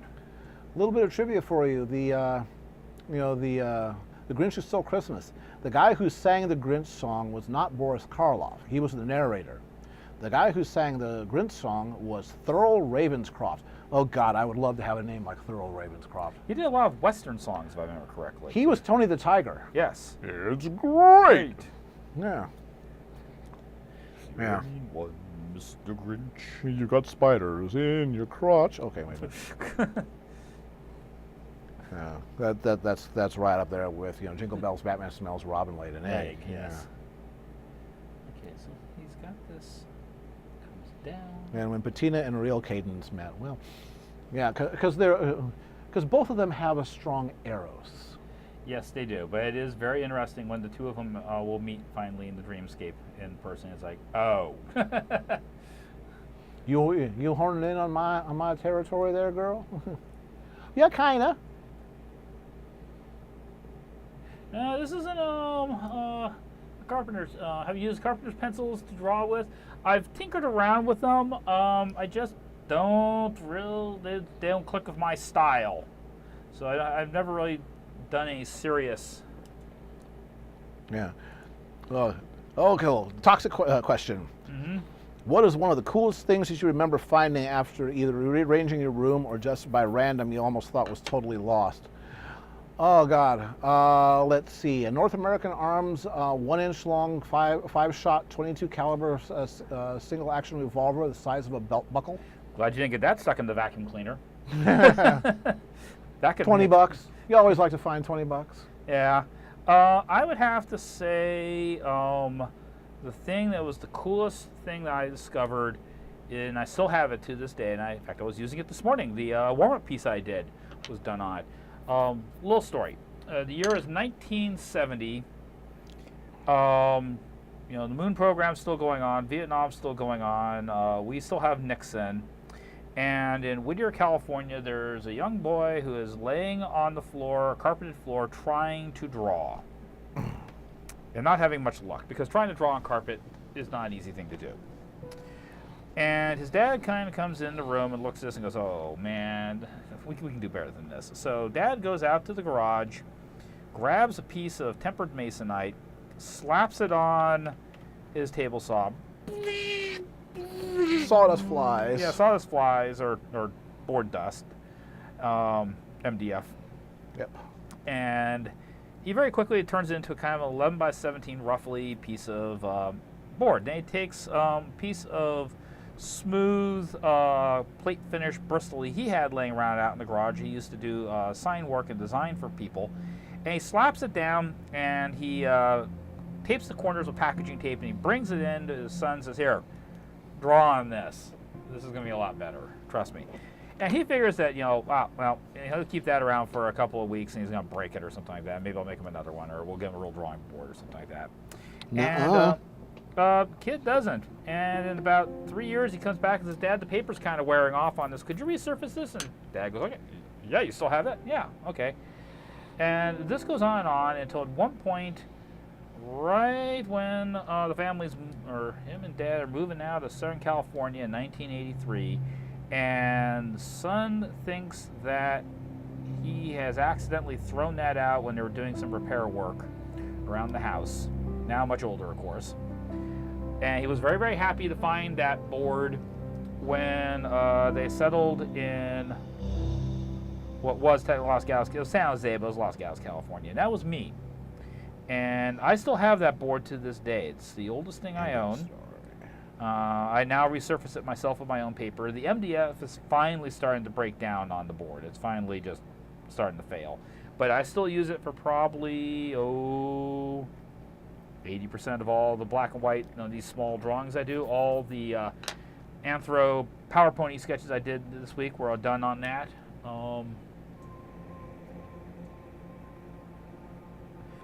That's my most prized possession that my dad gave me. Yep. Well, it's much more than just a drawing board. Yep.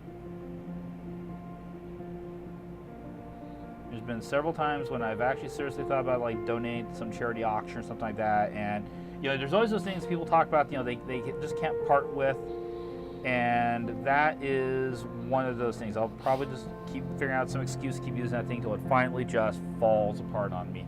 Same way with a brush I have that was my dad's old Sable inking brush, which I still use. The Marble Glory picture I did, used that a lot. Yes, I brought it to conventions, Toxic. I usually keep it at home now, but I bring it to local conventions occasionally if I'm sitting behind a table. I don't travel with it because I'm too afraid it's going to get lost or damaged by baggage gorillas.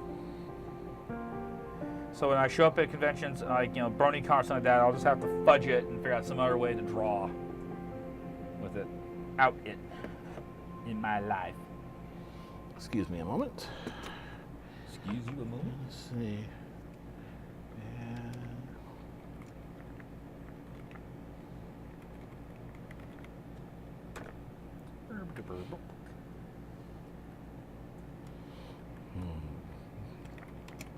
So, let's see what's getting weighty here a little bit more.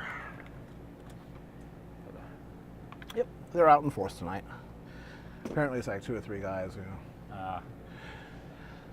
But yeah, well, carry-ons these days, sometimes they let you have flat stuff and they put it into they have a little closet where they put tuxedos and business suits that have to hang. Right. I mean, it's not that big, Toxic, but I say the MDF is starting to break down on it, and I don't want it to, one corner starting to fail. You can start feeling underneath the paper where it's starting to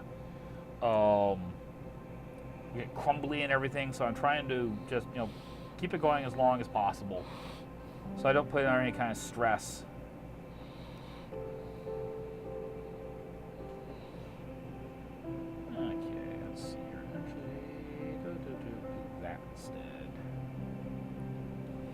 It's all about the mane. Yes. It's all about the hairdo. My hair! Oh, God. I would love to know the story behind whether that character is based off of someone that the DHX crew actually knows. Of course, he's going to have a drink. And he's the kind of guy who drinks is going to have an umbrella in it.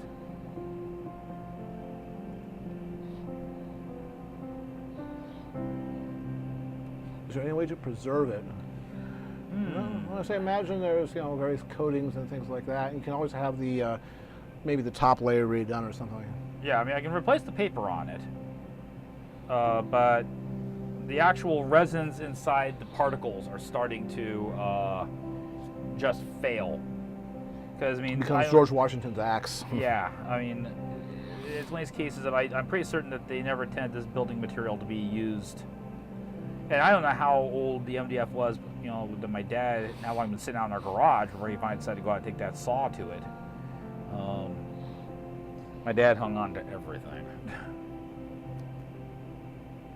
Time, okay, I got plenty of time. Yes, all the Maniacs' hench ponies. Oh yeah. Well, they were again. It was all the college, the beautician college dropouts, and they were all clones. Yes.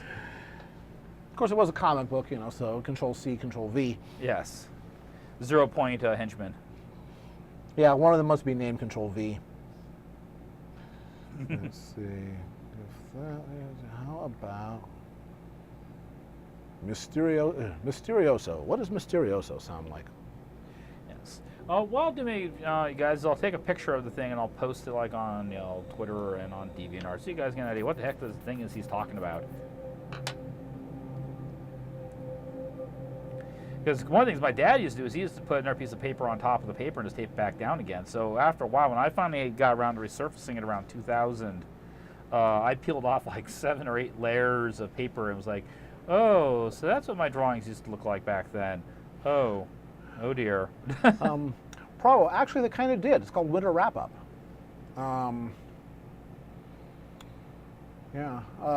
He's asking if there was, going to be winter episodes that, and also the hibernation episode With Tank. with Tank. Yeah, that was all. That wasn't so much about it's winter holidays type of thing, but it was triggered by winter. So yeah, they're there. Yeah. Oh, yes. Fancy pants. Yes.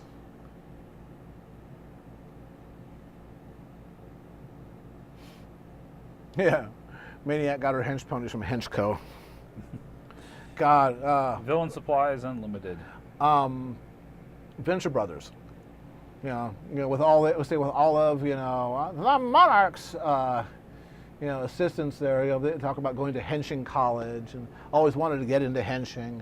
And there was Speedy. Ah, but don't do that. How can you even do that? I'm telling you, it's true.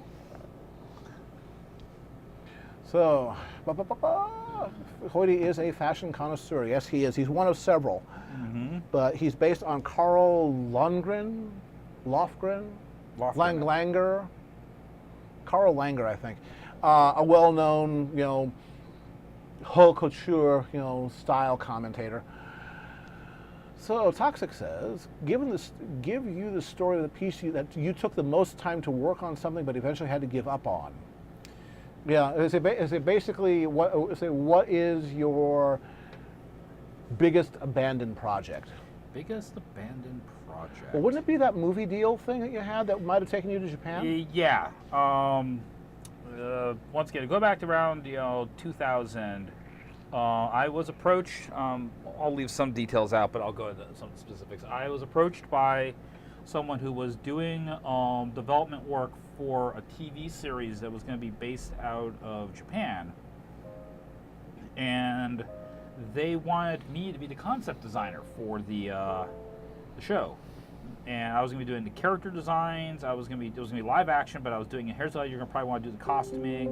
I was doing armor design. I was doing, monster designs. It was going to be everything, the whole 9 yards, the whole kit and caboodle. And, they were going to have me basically move to Japan. I was going to have to learn Japanese. They had no way. We had someone in the studio. They're really good at getting, folks who aren't familiar with the language up to speed. I was going to be doing a lot of going around with film crews and looking at locations in Japan where we could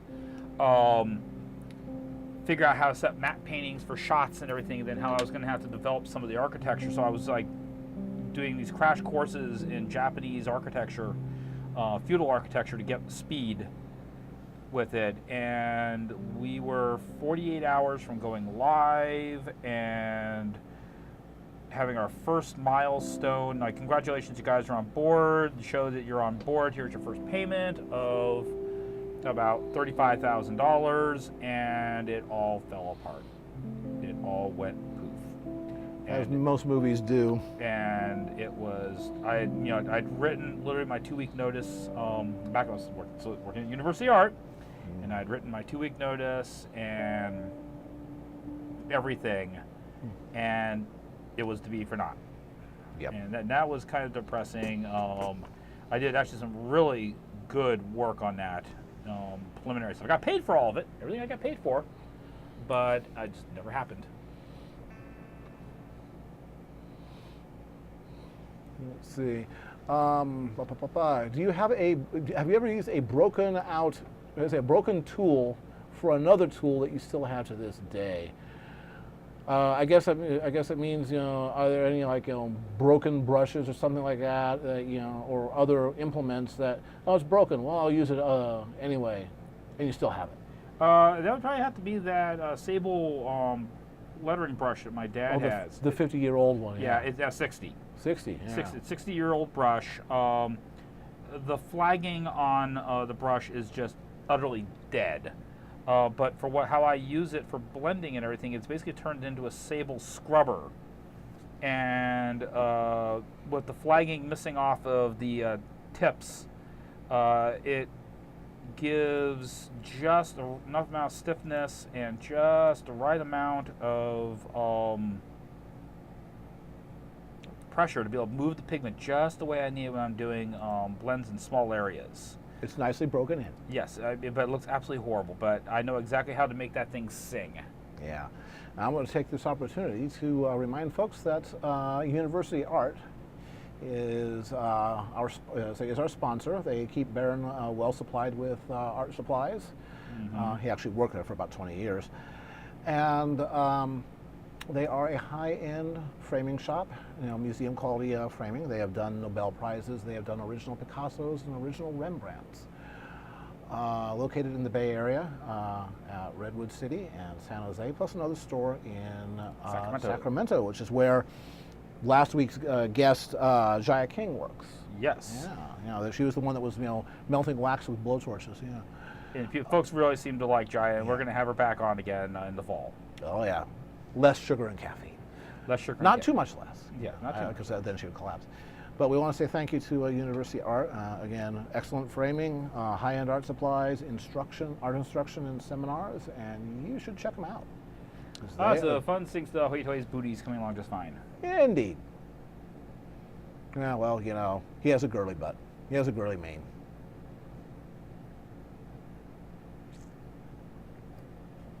But, so we'll go back over here, and I go click. Click. And we are back to the regular overlay. There we go. So that would probably be the biggest. I am not a master of segues. I fall off of them. It was such poetry that the guy that invented the Segway and was the CEO of the company went over a cliff on a Segway and thus met his demise. It's like that you just can't write that. The only thing that would have been better is if he was trying to take a selfie with a selfie stick. Yeah. Nope. Situational awareness. It's not just simply a luxury item. Yeah. Well, that's not the fault of the tool. That's the fault of the tool that's writing the tool. Yes. Yeah, Jaya was indeed a riot. She is very excitable. Of course, the thing is, that was her first time on a live show. Yeah. So, I mean, she was just as jacked up about it as we were to have her on the show. So She's done pre-recorded things. Orca, yes, it did. The guy that invented the Segway and was the CEO of the company that was selling it died on a Segway when he had an accident, on one of the off-road models, and he went right over a cliff, and down he went. So, yeah.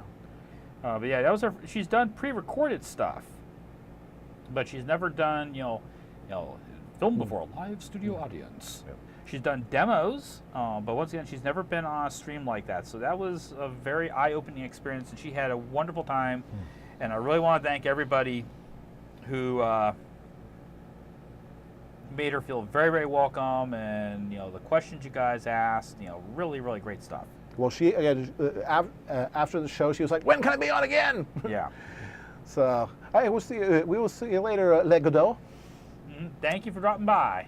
And August 21st, solar eclipse. Well, Le unfortunately, Goutte. That's right. It was Le Goutte. yes, Lagoot. Yeah. Unfortunately, in our neck of the woods, it probably isn't going to be quite as big of a thing. You have to drive up to Oregon to see it. It's a very small window. It's only like about 70-mile area. It's going to be a total. Yeah.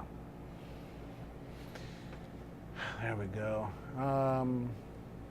7. He imagines Jaya and Patina meeting each other. Oh boy. Now, is that Jaya meeting Patina or Patina meeting Encostica? Yeah, either in real life or in Dreamscape. Oh. So either. Of which Jaya has asked me to do a revised version of Encostica for her, so I need to nice. get that done for her. Her Pegasus pony.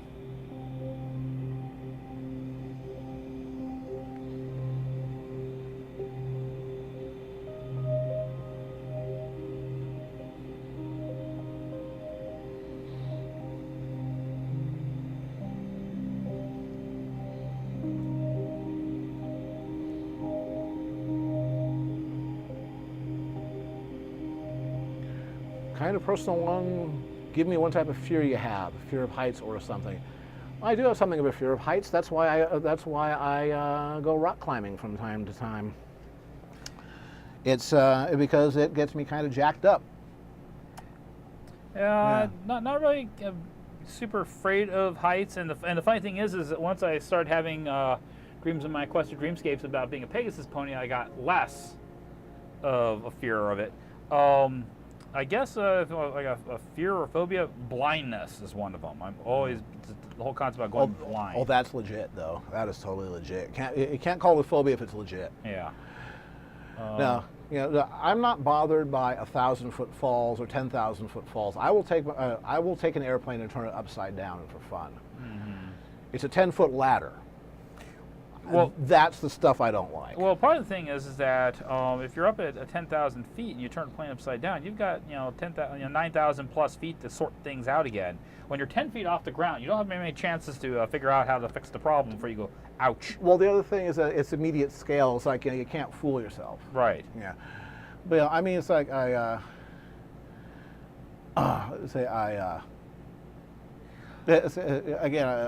I don't let it stop me, but it's just all the back of the mind. I'm not having fun right now.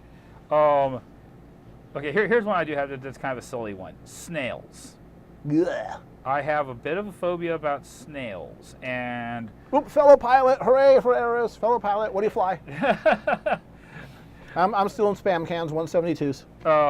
And my fear of snails came from when I was about 7 years old. In the summertime, I went over and visited a friend's house and stayed for a while until after dark. And then I had to walk home, and of course people had turned on their sprinklers during the evening. It was dark, and the sidewalks had gotten wet, and the snails had come out and were kind of crawling around on the sidewalk. In the process of walking home, I stepped on 4 or 5 of them barefoot. That would do it. And by the time I was gotten home, I had my feet were covered in snail gooch. And that kind of just turned me off to snails. Snail schwitz. Yeah.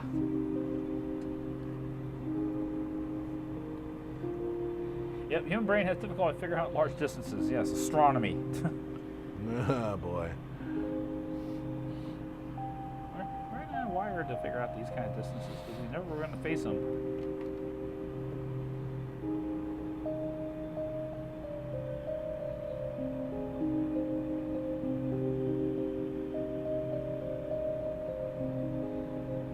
Yeah, that's another one. I don't like being so far from shore that I can't see land.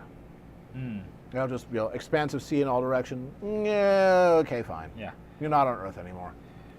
Funny thing is, I really don't have a fear of like earthquakes. I have a fear of some of the fallout from earthquakes. One of the earliest memories I can clearly future happy birthday, Battle Axe. Yes. And apparently that'll be his 70th. Is the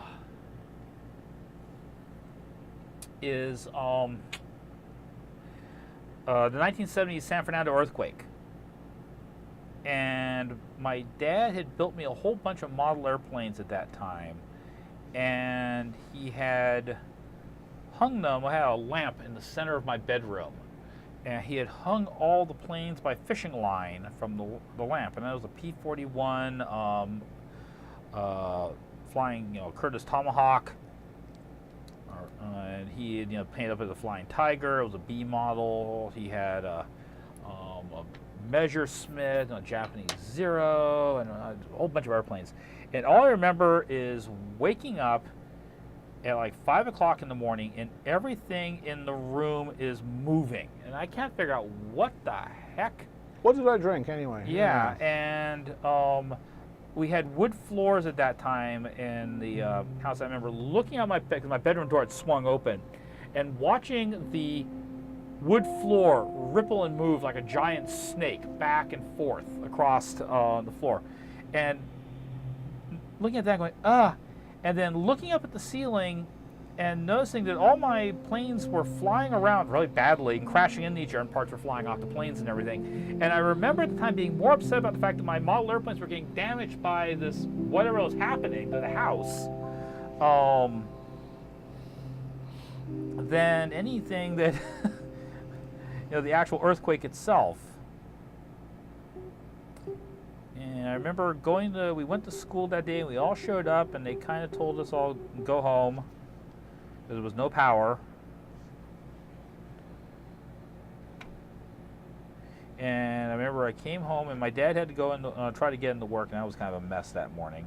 And he worked in San Pedro, and we lived in Whittier at the time. And he came back, and it was that evening when he realized that there was a crack that ran right down the middle of our house. Or one side of our house had moved one direction, and one side of the house had moved the other. It's a mobile home. Yeah. Every home in California is a mobile home. But apparently they came out, they inspected, at least for 1970. They went, it's fine. Nowadays, I don't know what their response would have been, but.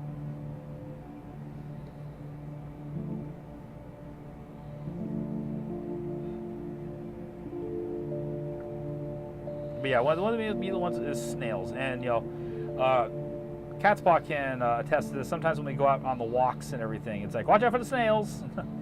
And even with shoes on, there's just that when you step on one, it's like, oh boy.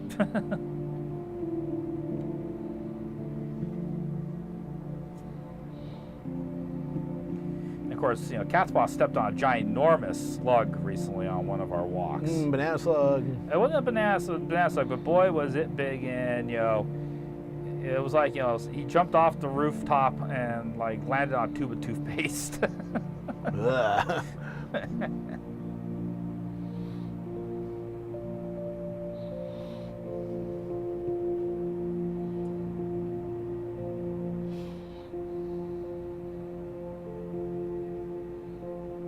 Yeah, I understand. Like this year, they're gonna have a whole bunch of crickets in like Utah and Nevada. Well, again, they've been waiting. Oh, wait, water. Yes. The Mormon crickets. Yeah. Apparently, they have a bumper crop of them, and apparently they're kind of easy to, in some ways, to deal with. You can get ahead of them. You basically put some poison bait down, and then the crickets come along, and the first row eats it and dies. And then that's it. And then the second row comes along and goes, oh, hey, Bob's dead. I'll eat Bob, because they're cannibalistic, and they start eating Bob, and then they die. Yep. And then the third line comes along, hey, look, Phil didn't make it. Yeah. Like, that should happen to Bob's. Yeah. It's like. Yeah. Oh, geez, let's see. I've seen grasshopper swarms. We had one in Nevada when I was about 13 or so. Yeah. I thought it was cool. I mean, I come back, I'm covered with grasshoppers. Hey, Mom, and she's like, take them back outside. I remember being on a motorcycle in down around Imperial Valley in the 1980s, and and we rode through. Uh-huh. With open-faced motorcycle helmets. How do you know a happy motorcyclist? Yeah, bugs on his teeth. Yeah. Oh, I've done that. Like, I used to live in the Central Valley, and we had the little jelly bugs. Uh-huh. Oh God, I hate jelly bugs. It's just why they're so unnecessary. You know. And you've just gotten your windshield just nice and finely cleaned. Yeah. No, jelly bugs. There's just no reason. Was that necessary? But apparently they got enough of the Mormon crickets this year that they're having problems where they'll try crossing the road and trucks and cars will come along and smoosh them. And apparently their innards are very, very greasy. Oh. And you'll spin out. There is a kind of eel that people call snotfish. Hagfish? Was that Hagfish by chance? hagfish? Yes. Yes. Yeah, that that they whenever Threatened. Yeah, whenever they're threatened, they secrete their whole bodies is covered with this disgusting slime, huge amounts of it. Mm-hmm. But apparently they're a delicacy. You know, if it's disgusting, somebody eats it. You know, calls it a delicacy. And they're raised commercially up in Oregon and then flown to Japan. Well. The truck full of hagfish crashed and dumped its load all over the highway. The hagfish, the live hagfish. Good night, Red Rebel Squirrel. Good night. See you, Rebel. The hagfish who were alive, because again, you know, Crash. went, oh crap! You know, this is unpleasant. I make slime. Yep. And it just covered the road in like 3 or 4 inches of the slickest snot. Yep. You know, and I saw a picture of a Prius that had like slid into it. Mm-hmm. It was covered in hagfish snot. Yep. Best possible thing can happen to a Prius. But yeah, that was very recent, like last week. You know, it's a search for hagfish in Oregon, and yeah, oh God. This is kind of like the Oregon Highway Authority versus the whale. Yeah, you can't. Yeah. You can't make this stuff up. Yeah. So, Engineer Sam, someday I will catch the tarantula migration at Mount Diablo. You can go. Patina will stay behind. Patina has a serious phobia of spiders. Toxic. No, I won't. I will not make hagfish for dinner one night at the house. Yeah. I will not do so. Yes. No, it could be worse. It could be cucumbers. Yeah. Puke up their own stomachs and leave them behind. Baron would not be an iron chef. He would be a Aluminum. Yeah. Aluminum chef. Yeah. A pot metal chef. Yeah. Engineer Sam says transfer migration at Mount Diablo is supposed to be impressive. You know, Orca. Shame Cretius isn't here. Cretius has a tarantula migration all their own. Yes. It's called the house. Yeah. You know, and Cretius sent a photo of Cretius holding a big spider that wasn't a tarantula, and I went and looked it up, and it was a type of spider called a banana spider. Yep. Oh boy. Banana spiders are really fucking poisonous. There's the one fuck for the show. You're not supposed to say fuck more than once per show if it's PG-13, so fuck that. Hi, Mike. Yeah. But yeah, they are very poisonous. They can kill people, and they tend to be very aggressive. You know, Cretius obviously knows how to handle spiders because we have not heard any deaths. Yeah, no obituaries. Yeah, and no. Oh, it bit me. Then I went to the hospital. It's like yeah. Why don't you identify them more carefully next time? Not all big hairy spiders are tarantulas. Some of them are nasty. Yes. And then, of course, there's trapdoor spiders, which are almost as big, and the ones in Australia, the big funnel webs, are jerks. They have inch-long fangs. Yep. That can penetrate boot leather. Yep. And they are very poisonous. And very aggressive. They're very territorial, and they will come out, and if you step on the webs near their burrows, and they will attack you. And if they latch onto your boot and you don't get them off your boot, they will eventually work their way through the boot, and then you will have a very bad day. Yeah, I imagine Goldfur could, being an Australian. Lee McRoy, this is not an OC. This is hoity-toity from the show. Yep. By the way, Lee McRoy is. Are you new?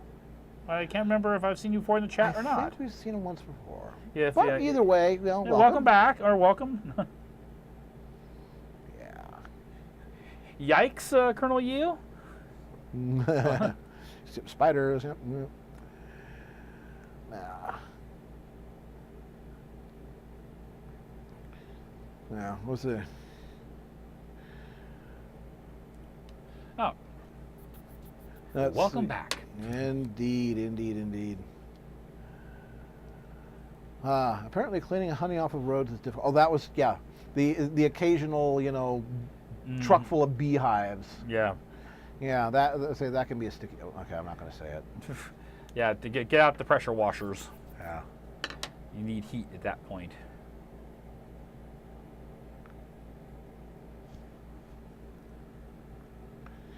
Yeah.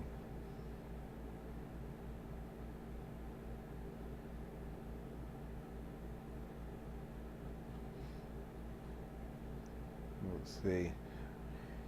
Yeah. Oh, Australia. Australia just tries to kill you. And Aussies go, hey, bugger that. I work for an Australian company. Yeah. We're full of Aussies, so.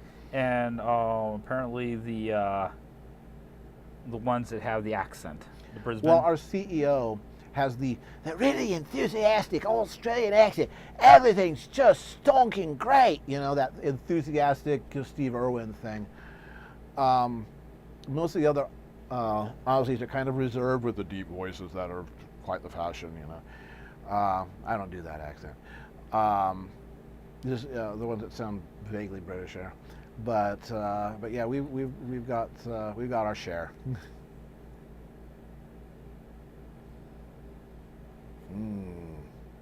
Cicada killers, cicada killer wasps. Yeah. Now, could be worse. Could be Japanese giant hornets, 3-4 inches long. Yeah. Kind of aggro. They don't so much sting you as stab you. Yeah.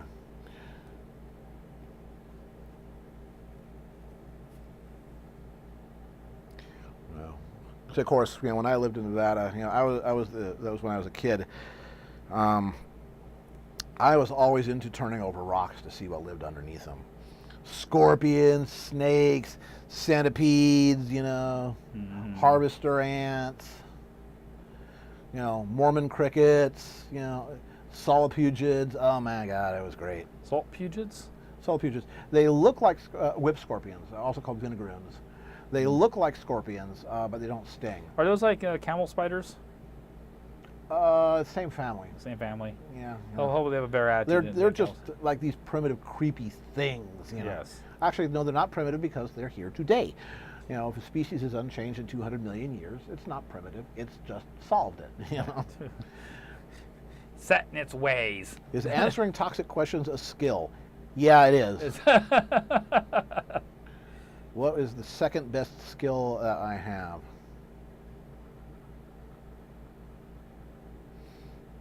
Best as in valuable or best as in good at? Yeah, and I'm going to ask a clarifier here, Toxic. Do you count my art ability and my lucid dreaming as one, or do you count those as two separate talents? Is this kind of like Wolverine has, the claws and the incredibly fast healing? Yeah. Yeah. Oh, geez. Hard to say because, again, you shouldn't be the one evaluating how good your own skills are. That's for other people to do. Mm-hmm. Again, if you go too far down, the path of, I will decide how good I am at this, well, you're going to run into problems when you collide with reality. Because reality will always be different. Yes. He counts those as one. Okay. Yeah. Good at. Yeah. I am very good at running data centers. Specifically VMware farms without the benefit of vCenter. But that doesn't interest anybody except fellow geeks.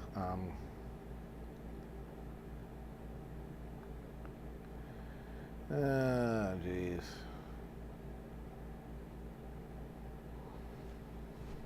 I don't know, man. I don't know. Yeah. Yeah, that's a difficult question. Yeah. I mean, I'm pretty good at organizing stuff for like projects and everything, as far as getting my all the materials I'm going to need and making sure I've done all my homework before I start on something. But you know, that's the stuff you learn in school to be able to do a good term paper. It's 9:26. I say we flip cameras and. All right. Oh, making old man sounds. Yeah, at least we're not making old man smells in the room, even with the AC on. Yeah, there we go. Okay, switch glasses here so I can see the monitor. I can see what folks are saying. Yeah. All right, anything worth reading? Yeah. Excellent. Sticking out the cut with a knife. I don't Knife. It's not. Our CEO said the words once by mistake. Yes. It's not a knife. Ow! I said the words. Bloody hell! No, that wasn't exactly what he said. If I said what he actually said, I'd go over my limit of fucks. Okay, well, you know, we got hoity-toity here. All that, Indeed. and if Rather. yes, and you know, some people have inquired if you're interested in any of these sketches I've done tonight. You know, drop me a note on DeviantArt. Drop me a message on Twitter. Those are good ways to get in touch with me. Contact me through the Smudge Marks Engleworks website. That's another way to do it. Or a note on FA. Those are all places to get in hold of me. He's easy to find. Good to stalk. Yeah. Right. Yeah. I make myself accessible to folks. And you know, we had some bumps along the way, but we had a pretty good show. Considering the fact we moved everything around here, and we tried a new layout tonight. All right. Yeah. And again, I would say learning things. Yep. So we will then see you folks in 2 weeks. And in 3 weeks, you'll be at BaronEngel. That's right.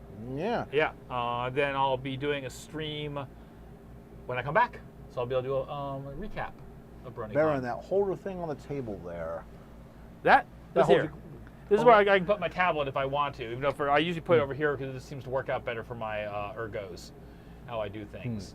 You too can buy it on Amazon. Amazon.com. We have everything. Yes. And I know Clear Skies made this announcement in the chat, and I'll say it again. The Roan RPG table is going to be Clear Skies LLC, table 617. We have 2 tables at BaronEngel, and if you happen to be going to BaronEngel, drop by, say hi. Love to shake some hands and say hello to some of you folks, especially Larsis, because I know you're going to be there. And to all my patrons tonight, I want to thank you all for your support and everything. Without your support, this couldn't happen. If you've enjoyed what you've seen here tonight and you're not a patron at the moment, you know, $1 a month, 3 1/3 cents a day can actually go a long ways. Yep, it's literally what pays his rent. Yeah, between you know, I have my commissions, I have other things I do, but it's the Patreon every month that gives me a set chunk of money. It's like I know the rent's taken care of, I know the car loan's taken care of, those things, the important things. Exactly. All right. All right, so thanks so much. We'll catch you folks in 14 days. Yes. Ta-ta. Good night.